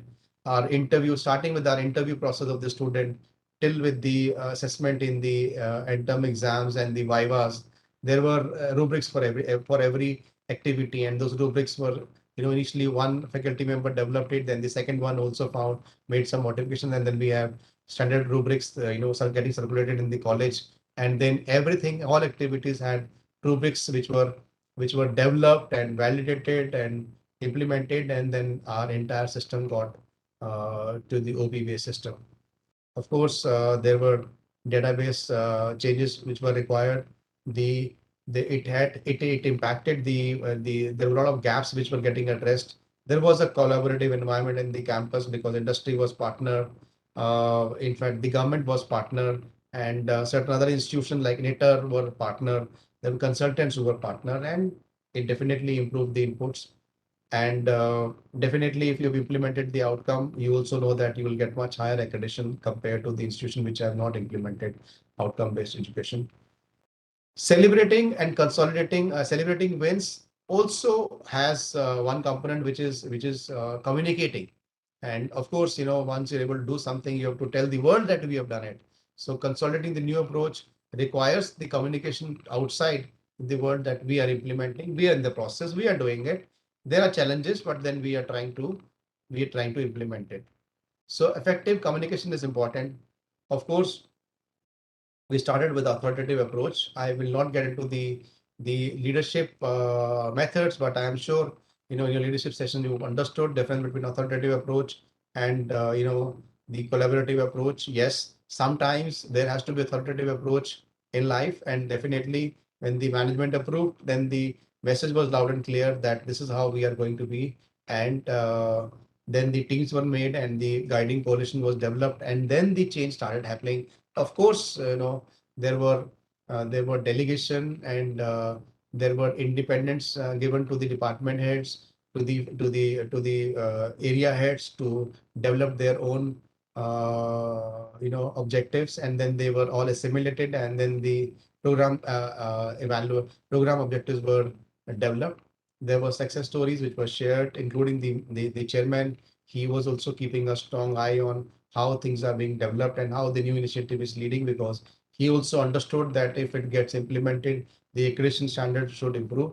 And therefore, with the top management into this, there was a pressure on everybody to ensure that course outcomes are mapped. And in fact, every activity in the campus is campus activities outcome is mapped and started happening. And it is, change of course outcome. The feedback has become as the annual academic review now. There were challenges, of course. Initially there were faculty members were the presenter of knowledge. No more in the, as you know, that in education policy, it has moved much beyond that in terms of the skill enhancement and not to the presenter of knowledge. The students' motivation also, sometimes they were knew that they could cram it up and vomit it out well, and they would probably get a good score. But this is perhaps not really that easy, because they have to now create a business plan, or create a financial plan for a company, or create a project, or study a business problem and write a long report on that. So these emphasis shifted from remembering to these developing some systems, or developing the case studies, or developing business scenarios. So initially there were disbelief in the system, and and there were the soft skills were not measurable in the past. We would do definitely a lot for our student to be prepared for the final placement, but we were not able to measure it. We knew that we are doing good enough, so students are getting good jobs, so the job is being done. But when we were carrying out the implementation, we realized that every activity in the campus has to be measured. So if we are conducting a soft skill training program, if we are conducting a skill enhancement program, their outcome also needs to be measured. It will not end with a guest lecture coming in and training the students as to how to face the interview. How to face interview session also needs to be mapped. We also must understand that if we have taught the student how to face the interview, then what is the outcome of this class? What is the outcome of this training program? What have the students learned from this session? Even that needs to be mapped. So every activity in the outcome-based education, in the new education policy, is going to be measured. And there would be challenges. Some certain things we have always believed that they are not measurable, but now in today's world, in the new system, everything has to be measured because the purpose for which that activity is being carried out needs to be redefined, and the emphasis that is to be there on that particular activity needs to be understood well by the program administrator, that why are we doing it, how are we doing it, how well are we doing it. It is not that a trainer is great, so he comes and tells a lot of stories to the manual students or the MBA students toward the year and towards the closer to the placement system, and we think we have done enough for the students to get motivated to prepare themselves for the job. No, all the stories that they've learned, all the activities that have been carried out, all the interview preparation workshop that they have carried out needs to be mapped, and they must give grades and they must understand what have they learned in those classes. There were reluctance, there were time constraints, there were training requirement to faculty members, but all this were done. Of course, a positive environment is the basic premise on which the change happens. Unless there is a proper strategy, there's a clarity of vision, there is a assertiveness, there's a collaborative approach, nothing changes. Open communication is very, very important. If people can't talk to you, the change will not happen because, he will appreciate, he will say, okay, great, Dr. Marwa, your idea is great. I am with you. You will wish you all the best. But when he goes to his classroom, he will go back the same way because he's not convinced. He can't talk to you because you are the director of the college. So you said it. He said, yes. It doesn't work like this. The change has to come incrementally and celebrated. And every small win has to be celebrated. But every small win has to be measured also. Dolphin moves out of the water, comes back. Again moves out of the water, comes back. So every step and those steps actually led to moving from point A to point B end of the pool. And similarly, all those are to be measured. And if the communication is not open, if they are not part of it, if they are not measuring the component of the change that they have brought about in their classroom, the big change will not happen. This report, I believe, has been shared with you, so you have a fairly good idea. I mean, this is how the business plan or action plan needs to be written. You have next week when you go through the process, you would be taught the change management process. Some of them could be repetition in terms of what I've discussed, but that's theory. All of us follow the same theory. But there could be an action plan, there could be a format that will be shared with you, and you will have to think about one change that you want to bring about in your institution. So you have to talk about what are the different components of that change, how will you address those components, what leadership style you would use, what communication method you would use, who will do it, and what is the deadline. Because if you're talking about a structured process of change, it has to be written, it has to be I mean, it cannot be implemented till it is recorded. So to record an action plan is a huge challenge. I found it difficult in the first instance when I started writing about this project. I knew that we are a top class institute, we want to implement OBE. I will take a meeting of the faculty members, we will do it. The boss has approved, chairman says, okay, Dr. Marwa, go ahead. You want to do something good for the college and for the industry, I am with you. Go ahead. You have the management approval. Implement it. It doesn't work like this. Because the large change of getting the OB implemented, getting the new education policy implemented, you will have to take small steps. Let's look at some of these steps. Observe the existing program objective and course objective. Of course, everybody has a course objective. When we write this syllabus, everybody has this. So initially, look at the observation. strength and areas of improvement were identified in the report. Leadership style commanding. Everybody has to do it in next 15 days. Please watch your entire course structure, course system, rewrite it and ensure that it is all implemented. Who will do it? Director will do it. By when will do it? August 15th, they will do it. Online survey with students because students are stakeholders. So, they have to be told about the process that is being implemented. Of course, we were into the online mode, so we had to carry out. I think initially we were not in the online mode, but then first survey was in the online mode in terms of a feedback survey that was being carried out to them. Their understanding of what they understand is the OBE. Most of them were not aware, so they were made aware. We carried out a workshop and we implemented it. So then the meeting with the board of studies, there also it has to be recorded that this is what we're going to be doing.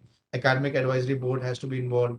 Board of governors has to give its approval. So all these processes were all democratic at different level. These meetings were taken and the chairman accorded the approval by say October 12. And then the workshop for OB for student was carried out because their understanding of what OB is and what is going to bring about the change was very, very nascent at that time. So workshops were carried out. And then, of course, weekly HOD meetings were carried out to find out review of curriculum and course outcomes and review progress of OB. It was participated, but in some time, commanding also. You understand how the systems function. Department had also have to have deadlines and ensure that the meeting objectives or the date and objectives are achieved. And there is a combination of commanding participatory that goes on in the institution. When it comes to conducting meetings, of course, it has to be democratic. Everybody should have a right to speak. They have a right to be heard.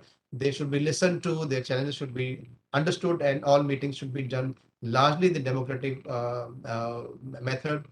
When you are conducting something new, you'll have to invite suggestions, so it has to be participatory method. When you have to implement a change and it has to be in a timeline, of course the commanding approach has to be there. So leadership style will vary on the objectives of the particular component that you want to achieve. There would be communication method. Sometimes a note for the meeting is good enough. Sometimes you'll have to look at the availability of faculty members as to when you can conduct the meeting. Sometimes the department meetings can be done independently. Director or department heads can conduct their own meetings and share the minutes and share it with everybody. So there are different ways in which these meetings were carried out. And then of course the academic advisory body met and HOD's meeting took place. And this is how generally the process got carried out. And I will just I think this particular process has been shared with you. And a similar format, I'm sorry, I don't have the format with me. A similar format will be shared with you next week, in which you will have to write the change that you want to bring in, the action that you will take, what action measure would be there, what is the leadership style, what would be the communication method, who will do it, whether you will do it or your director will do it or the vice chancellor will do it, and what is the deadline. This structure forms the important aspect of how the structured way of implementing change is being carried out. It's a very standard method. Organizations do it, companies do it, large companies do it, multinationals do it, colleges do it, universities do it, and now as change management agents, we will have to do it to bring about the change in an organized, structured method. So this, if I presume that Ayushi has shared this with you. In case it has not been shared, it will be shared with you so that it becomes handy for the project that you will be doing later on. I am inviting questions on the case study now, and also on the first component of where we discuss the theory, and I'll be happy to answer questions now. Sir, the format has been shared with the participants, and we have Excellent. also shared the sample format so that they can fill and they can ask the questions if they find any difficulty in it. All right. I will meanwhile I'll address the existing questions.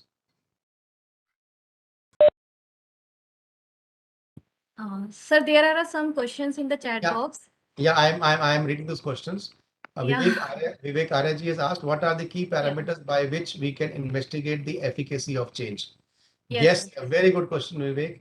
In fact, parameters has to be there, because if the change which is happening, it is not measured, I mean, then the change will not happen.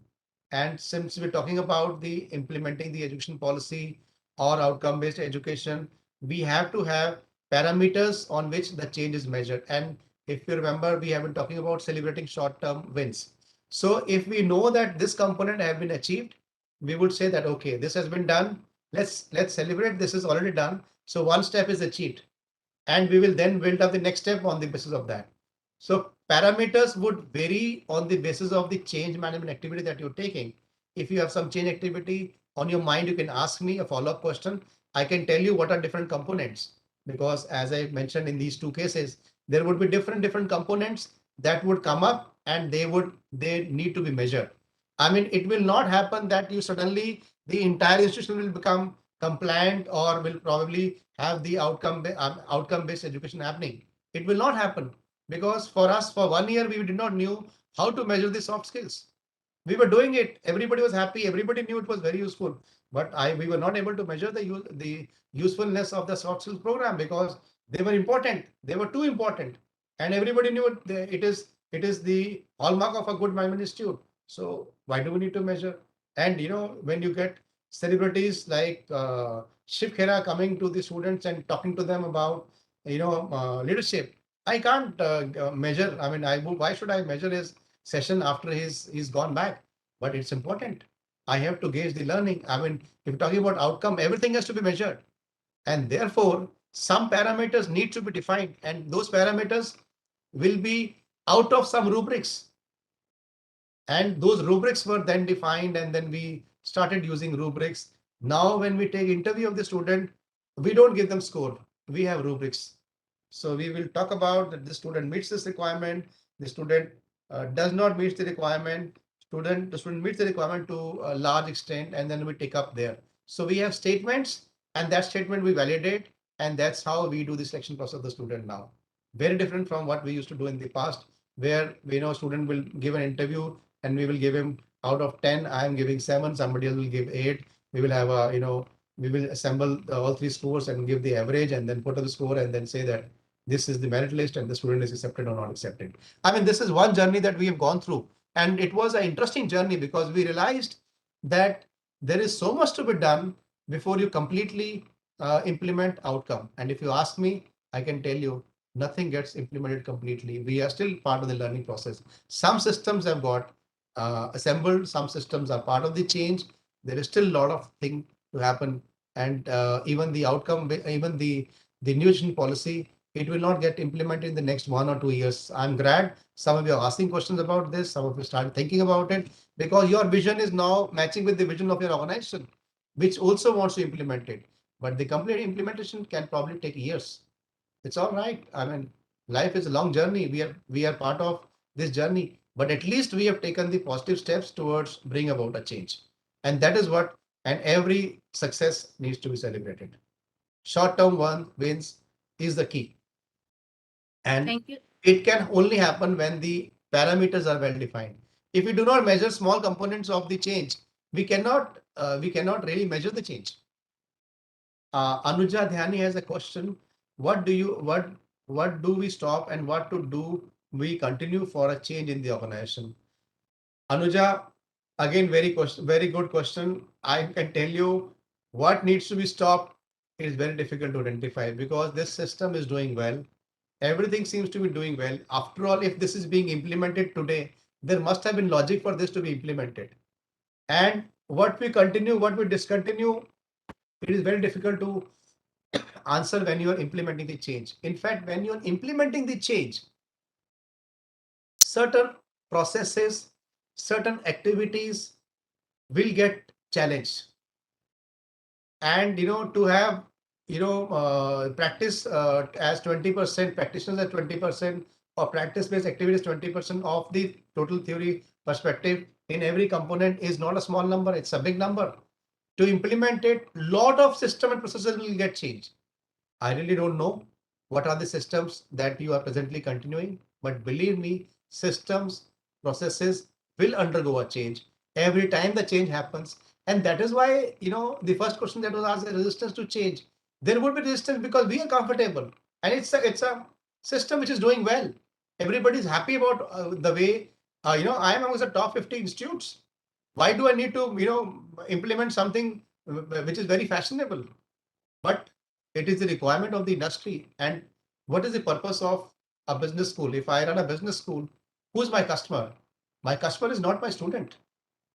He's my raw material. My customer is the industry. He accepts my student. He tells me the feedback, the quality of the product I have produced. And if my customer is saying that, you need to change, I have to change. And if I am making a change for him, if some system and processes undergo need to change, let them change. Madam Anujaji, there's no clear-cut answer, but there would be systems that will get changed. You as the leader in the department will have to identify that now onwards, this process will be done like this and not like this. This activity would now be introduced, and this is how this activity will be measured. There would be changes. Yes, I am not the master of the activities that you are doing. You would be the best judge along with your colleagues who will decide how the processes will undergo a change. But there would be definitely changes that will happen. Dr. Bimla has a question. After COVID, students are not willing to attend classes, but new education policy says that about many activities to be done in the classes. So how can we encourage students to attend classes? This is everybody's pain point, Dr. Bibla. I face the same challenge. Somehow the comfort that we have got into in our homes, I mean, the students also have got the leisure of, only changing, putting on their shirt and in their shorts, attending the classes. They have also not used their trousers for quite some time, and they have also got easy into this way of learning because it's only the top which is visible in the classroom, and they can attend classes from anywhere, and it's so easy to get the attendance. Of course, now we don't give attendance by the class in terms of how many I mean whether they've come to the class or not. Now we give attendance in terms of seconds. So for as many seconds do they attend, they get the attendance. If they spend attend half the class, they get half the attendance. So now our attendance system has moved to be seconds based, and the if he has a problem in online, he's not able to attend, we don't give him attendance. But I think systems are changing now, evolving. There are a lot of advantages of online systems. Like I mentioned, I get a lot of guest lectures, and I get a lot of CEOs coming and talking to my students, which was not there in the past. But yes, willingness to move out and physical classes. It's the digital word. It is not the physical word. It is not the digital word. It's the digital word which is going to here to stay. There are some things that we can move online, like the present seminar that we are having today. We are in the comfort of our home, but we are preparing for the workshop which is going to be happening next week. So there are advantages, but the students have to be brought out of the slumber because, as I mentioned in my first sheet, students come over here for engaging themselves with the faculty members, there's a lot of peer-to-peer learning that takes place in the college. They cannot do that digital learning sitting at home. I mean, if that was the case, then everybody would have picked up a MOOC course and then got the certification from the top universities in the world. It doesn't work like this. The student have to be educated that the coming to the college is important. Coming to the classes is important. Attending activities is important. It is so much so important that it is, in the new system, the classroom learning will have, say, 40% weightage. There's a lot of weightage for activities which are happening outside the classroom. There's a lot of learning that takes place from peer to peer, student to student. You give an assignment to student that, roll number 1, 11, 21, 31, 41, 51. Group of these 5 students, now you will do this project together and submit it. And then roll number 2, 12, 22, 32, 42, 52. This is your assignment. This is how I give them assignments. One of our finance professors says your date of birth to the 31st March, draw the balance sheet for this company. So everybody has a different date of birth. Somebody has to work really hard. Somebody has to make balance sheet only for a month. But then, these are innovative ways in which we have now started giving them individual assignments and group assignments. But all this, some of the collaborative activities can be done The students, then now we don't have to worry about day scholar versus hostel student. They can still collaborate. But the presence or physical presence on the campus cannot be undermined. We need to educate the student with COVID, without COVID. There's a physical component has its important. They have to come and they have to conduct the activities. Very slowly and steadily, you will find that visits to industry will begin, visit of guests to the campus will begin, and students must ensure that they must be able to receive the guest, take them around, show them the university, arrange the seminar, and that is all. This process also has a lot of learning into it for everybody. That the clubs and committees that they participate, each student compulsory should be participating in at least three different clubs or committees. That should be made mandatory. He can pick up whichever club he wants to do it. Some clubs will probably have interview requirements. Some clubs would be open and anybody who's interested can join the club. So there could be popular clubs. There could be very, very important clubs like placement club or CRC club where a lot of students would be interested. But they have to definitely get into various activities in the campus. In the campus, all the sessions which are for them to go out and spend time in the industry, to carry out surveys in the industry, to go to a mall and get a form filled up for your faculty members who is doing a research is a great learning. You would know why the faculty member is given with the form. When you fill up the form from 20 people in the mall, you are also learning a lot. And you also understand how your questions were framed. What are the challenges in terms of getting the forms filled up? Then only you would be able to carry out your survey on your own. First, you have to do a survey for a teacher who is carrying out another study. So all this is part of our physical world. We have lived with this, we have evolved with this, and students need to be educated that this is real world. You have to come to the classes, you have to engage yourself into activities, and it is in your benefit. You can't just cram up those 35 courses and say that I have scored well, I'll get a job, great job. No, you might not get a job. A toppers definitely, we have, with our experience, it is not the highest package does not go to the topper of the batch. I'm not saying that study is not important. It's very important. But the understanding of the study is important. Understanding your concepts is important. Beyond on which you have to build up your understanding. You have to start analyzing. You have to start writing your plans. Now in the new policy, the entire focus is on writing your plans, writing your research study, and less on define this, define that, which is what faculty members are receptive to, which is what the industry is receptive to, which is what students also have to get receptive to. The kind of question they are asked in the examination system will undergo a change, and definitely it will not, by sitting in the classroom and reading the notes, they will not be able to answer. They have to understand those concepts well. They have to implement those concepts well. And I share your concern, Dr. Bimla. It's not your problem, it's everybody's problem. But we'll have to implement it, talk to students, and ensure that the purpose for which they have enrolled in the campus is achieved. And that is everybody's interest. That is the motivation for me as a teacher. That is motivation for me as an academician, as an administrator. That is motivation for the purpose for which the institution has been established. This is the purpose, and it is important for the student also that he should achieve the purpose for which he has come to the campus. It's not only studies. He is spending 3 to 4 years of his life understanding what life is all about. Any other questions, please? Sir, one more questions from the Dr. Lalit Raj Singh. Sir, please highlight the difference between the PEOs and PSOs. Okay. Sometime, one second. Before that, Yogesh has a question. Sometime change not give the desired outcomes. That time, what should we do? Yogesh, not sometimes, many a times, the outcomes will not be the same as it would be expected from the expected when you started with the change management process. The change when it happens, there are drifts. Drift is like you're making a change, but you realize that probably the environment has changed, so you will have to rework your change strategy, and sometimes you'll have to go down or go up, and then as the birds fly, and then change your flight plan or change your change management process. So these are normal. Sometimes the desired outcomes are not achievable. Sometimes you will change.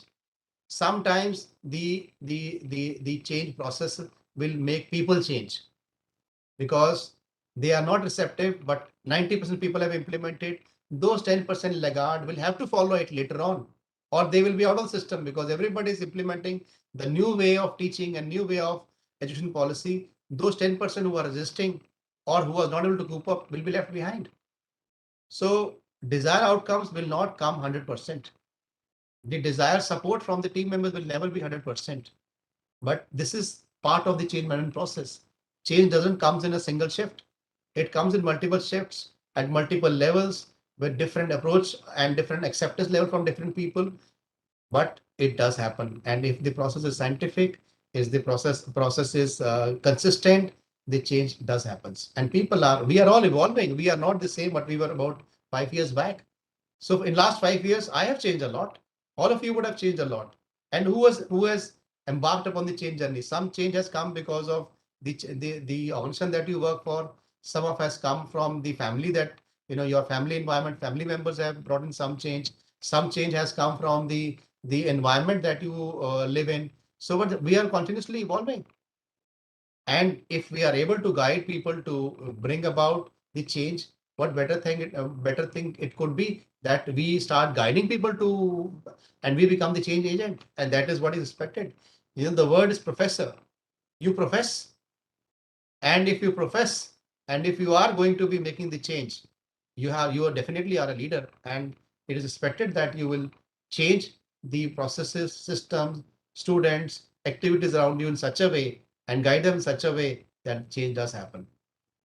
Desirable, and I know is generally never done the way it is laid out in the step 1. Step 1 to step 20, when get implemented, there would be too many changes. You would also make some changes when you're implementing. People will make changes, activities will make changes, processes will make changes, but the change would happen. Because the final intent of where you had, when we started off with this program, we decided that, between our 2 years, our vision is clear. Your coalition partners have understood that this is what we have to do it. When such big team of yours is understandingly working towards these small changes here and there, implementation here and there will not deter from achieving the larger objective. Lalit Raji has asked a question. Please highlight the difference between PEOs and PSOs. Very difficult question, Dr. Lalit. I do get stuck on this every time there is a review meeting because program educational objective is something which is very inherently different to each program. It also varies from institute to institute and from the approach or your vision process also.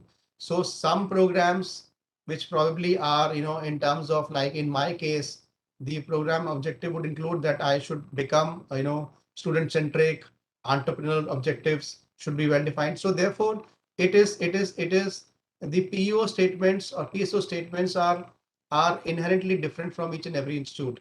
Yes, the keywords are quite similar. Most of us use similar kind of keywords. You go to global institutes, you'll find that the more complex and the more top ranking the institute is, simpler are its PEOs.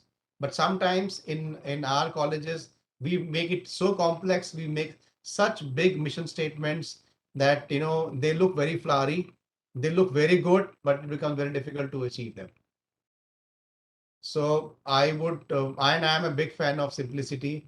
Do not make program objective to be very cumbersome. Make them very simple. Yes, you have to keep them. You have your institute is ranked amongst the top 50, top 100. You would have different kind of approach. You are based in Gurgaon, you will have a different kind of approach. You are based in a small town 200 kilometers from the main town, but you have students with a CAT score 90% and above. Your approach could be different. So it depends upon the gamut of how you are evolving, what kind of systems you have, what kind of management you have, private enterprise and public enterprise. There are too many complex moving parts which define the visions, the program objectives for different institutes.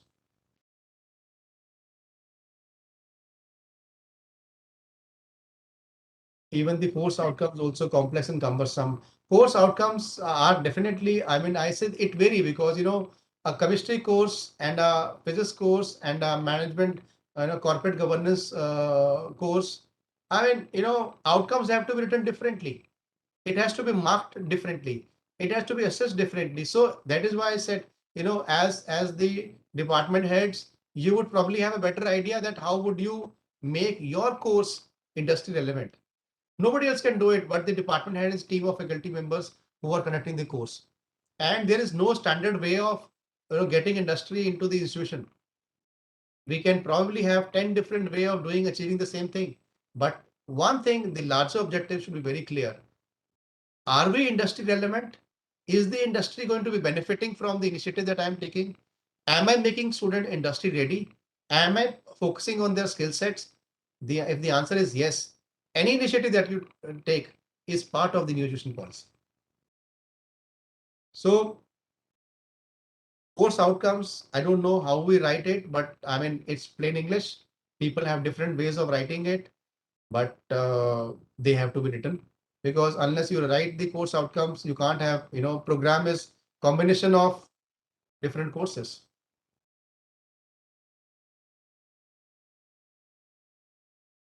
Thank you, sir. Any more questions from from the side of any participants? Hello. Yes.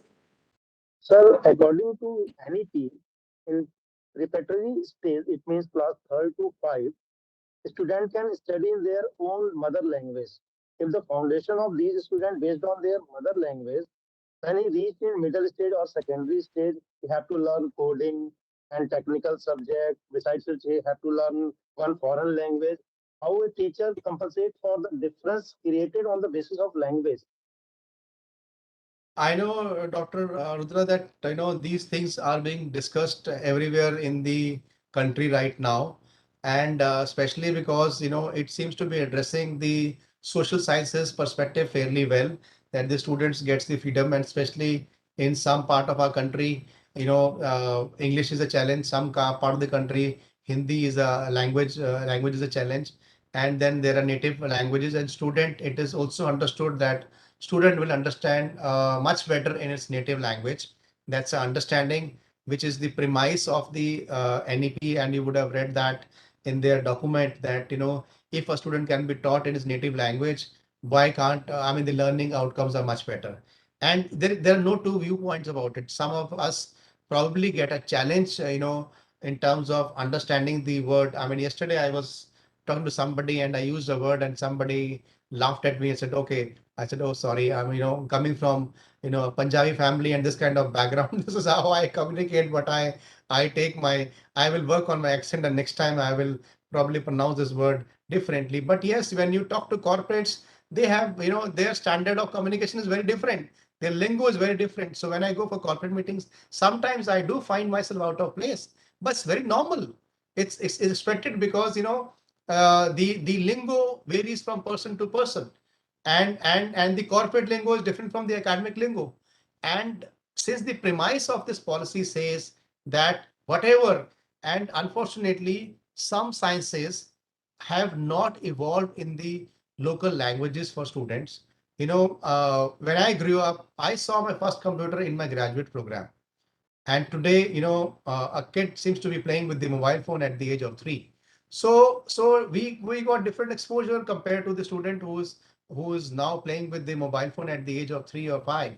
So, and if in this age, if the mobile phone cannot communicate with the student in Telugu or in Tamil, it's no good, because that is the time he's trying to understand his language also.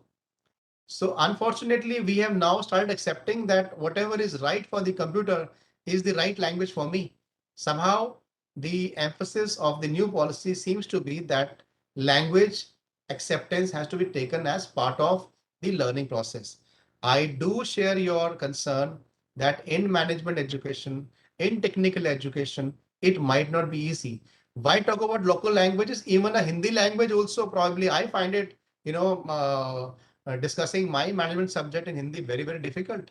If somebody tells me that, can you teach a management class in Hindi? My answer would be no, I can't.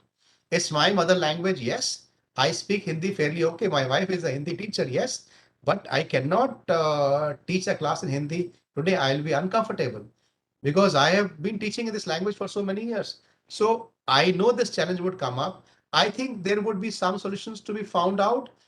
Probably some concepts and contextual clarity will come into as far as this particular initiative is concerned. And when the courses are not available for professional courses, student will have no other choice. I mean, we never got Hindi components for many of the courses that we studied in my university, and today also they are not available. So they are not available. They are not available. But if some enterprising professors comes out with a management course in Hindi and students can take advantage of that, why not? There are certain concepts with on YouTube which we I mean YouTube is a great teacher. I mean, so some concepts that you study on YouTube, and if they are available in different languages, why not? If some courses are available in the local language of students and they get early heads-on advantage by understanding those concepts, and why not? But I do share your concern. I do have my own set of reservations in accepting this, and I think this is a talk which is already on, and I think probably some way would come up, or if the resources are not available, anyway, student will not have the option to take up those local language courses for that matter. But we have to walk it through, yeah. So now AICT has initiative to translate all the books in Hindi. I am also translating one book of mathematics in Hindi. Yeah, but Hindi is only one of the languages. I mean, when you're talking about native language, we'll have to bring about many languages. But In all the languages. also when I had my interest in terms of looking at or writing a book in Hindi on management, I found it was very complex. Train is so much of a Hindi word today. I mean, train is not a Hindi word; it's an English word. But Lopath Gamini, I start laughing when somebody says, Lopath Gamini has arrived, or the train, instead of train, somebody uses the word Lopath Gamini. I mean, that's the right word for it, but it sounds so complicated that probably I would, even if I'm speaking Hindi, I would use the word train and not Lopath Gamini. So I think those challenges would come up when you start translating the book. How much would you be able to translate? Would you be able to translate everything, or would you able to translate so that there's a fairly good understanding of a student on that subject? So these challenges would come up. And today we are living in a global world. I mean, too much of native, too much of local is perhaps not good. I think for understanding, yes, better understanding, yes, but to make it as a compulsory course, probably, yeah, we might not have, we might not have probably the required outcome, or we might take a much longer route to reach where we want to reach. Tomorrow, if you get the company practitioners to come and talk about their practices that they follow, and you expect them, yes, some of them will speak well in Hindi, and I've never shied off for people who were not good in English to get them to the classroom. Students also understand them. The industry leaders, they might not have great English, but then they speak very well, and they have evolved. I mean, I remember, I will not name the company, one of the top companies in the country today in terms of footwear, and he was a student of mine. He was never good in English, but he speaks very well, and he is now the CEO of the company. He's got Salman Khan to advertise for him. This company is doing fairly well. But when he comes to the classroom, I mean, he connects with the students fairly well. That is good enough. I mean, he doesn't have to be a polished communicator to come to a business school and communicate. But yes, too much of effort in terms of translating everything in 24 languages and giving them a chance. I feel that student also might not be great takers for this. When we're talking about Thanks a lot, sir. industry, we have to understand the corporate language also. Thank you, sir. Thank you very much. Thank you, sir. I think now the every participants get the clear idea about their all doubts. Uh, Thank you so much, sir. It was indeed a pertinent lectures and very informative for us. And we got the very clear idea. We have the so many doubts before that, but now it's all clear. And we are very comfortable to introduce any type of the change. In future, if we want to introduce any change in my organization, so it will be easy for me. Now Yes. to discuss. Yes, sir. Now to discuss more about the highlight of the session, I would like to invite the reporter, Mr. Navneet Kumar Shukla. Sir is working as a guest faculty with having the 4 year of the teaching experience in marketing management at MJP Rohilkhand University, Bareilly. Over to you, sir. Thank you so much, ma'am. Thank you so much. Professor Dr. Sanjeev Marwah, Director, JK Business School, elaborated very well the topic, which was preparing action plan for change. The expert shook us with the quote, only change is the permanent. Professor Marwa made the session incredible by guiding us about the implementation of National Education Policy, NEP, by the help of appropriate changes in the last policies. By the help of the dolphin approach, sir suggested us to focus on the small changes rather than a big or sudden change in the department. Sir also suggested to celebrate the achievements of the stakeholders because this creates the positive atmosphere. Sir presented a case study titled Outcome Based Management Education involving stakeholders, in which Sir discussed on strategies, output, strategy, actions, vision, and mission. Sir cleared the doubts of the participants related to NEP, academic leadership, and administrative reforms also. As sir was awaking us about the change, I felt sometimes that I am listening an academic monk or administrative science, sir. Because talking about change or accepting the change is very rare in today's era. ऐसे परिवर्तन में वो स्थिर मस्ती और न किंचितम शाश्वतम अर्थात मात्र परिवर्तन ही अपरिवर्तनीय है या कुछ भी शाश्वत नहीं है. Who talks such in this era, sir? I think only a monk can, sir. In the last, I would like to read the quote again, which was presented by Professor Marva, and which is very relevant to the management fellows. Vision without action is merely a dream. Action without vision just passes the time. Vision with action can change the world. And leadership is about change. It's about taking people from where they are now and to where they need to be. Thank you very much, sir, for enlightening us by your valuable inputs. Thank you so much, sir. Over to you, ma'am. Thank you, Navneet sir, for summarizing the session. You summarized all the session in a very few words and it was very perfectly explained. Thank you so much again. Now I would like to invite a session chairperson, Dr. Kiran Verma. Kiran Verma, ma'am, for final proceedings. It's over to you, ma'am. Thank you, Dr. Mosby, ma'am. Thank you so much. I would like to thank Professor Sanjeev Marwah, sir, for giving such a wonderful deliberations, which is going to help each one of us in our academic and daily life. Once again, thank you so much, sir. So we have reached to the end of the session, and participants can leave the session right after the Shanti part. For Shanti part, chanting, I would like to invite Miss Prachi ma'am for chanting Shanti Part. Thank you so very much, Kiran ma'am. Am I audible? Yes, ma'am. ओम द्योम शांति अंतरिक्ष शांति पृथ्वी शांति रापः शांति रोषदया शांति वनस्पत्य शांति शांति वेदा शांति ब्रह्म शांति सर्वे शांति शांतिरेव शांति सामा शांति रेधि ओम शांति शांति Shanti Om. Thank you so much, sir, for your wonderful session. And we wish to see you in Gurukul for physical classes, for physical FDPs. We wish to see you soon, sir. I Thank you. look forward to the invitation from WhatsApp. He's an old colleague, friend, and we have worked together for many activities. I do hope as the next sessions comes up, he invites me over and probably we will catch up. I am a big fan of physical interaction. Digital is something that I believe in, and I'm sure we have to And tell sir, our students that this is the way forward.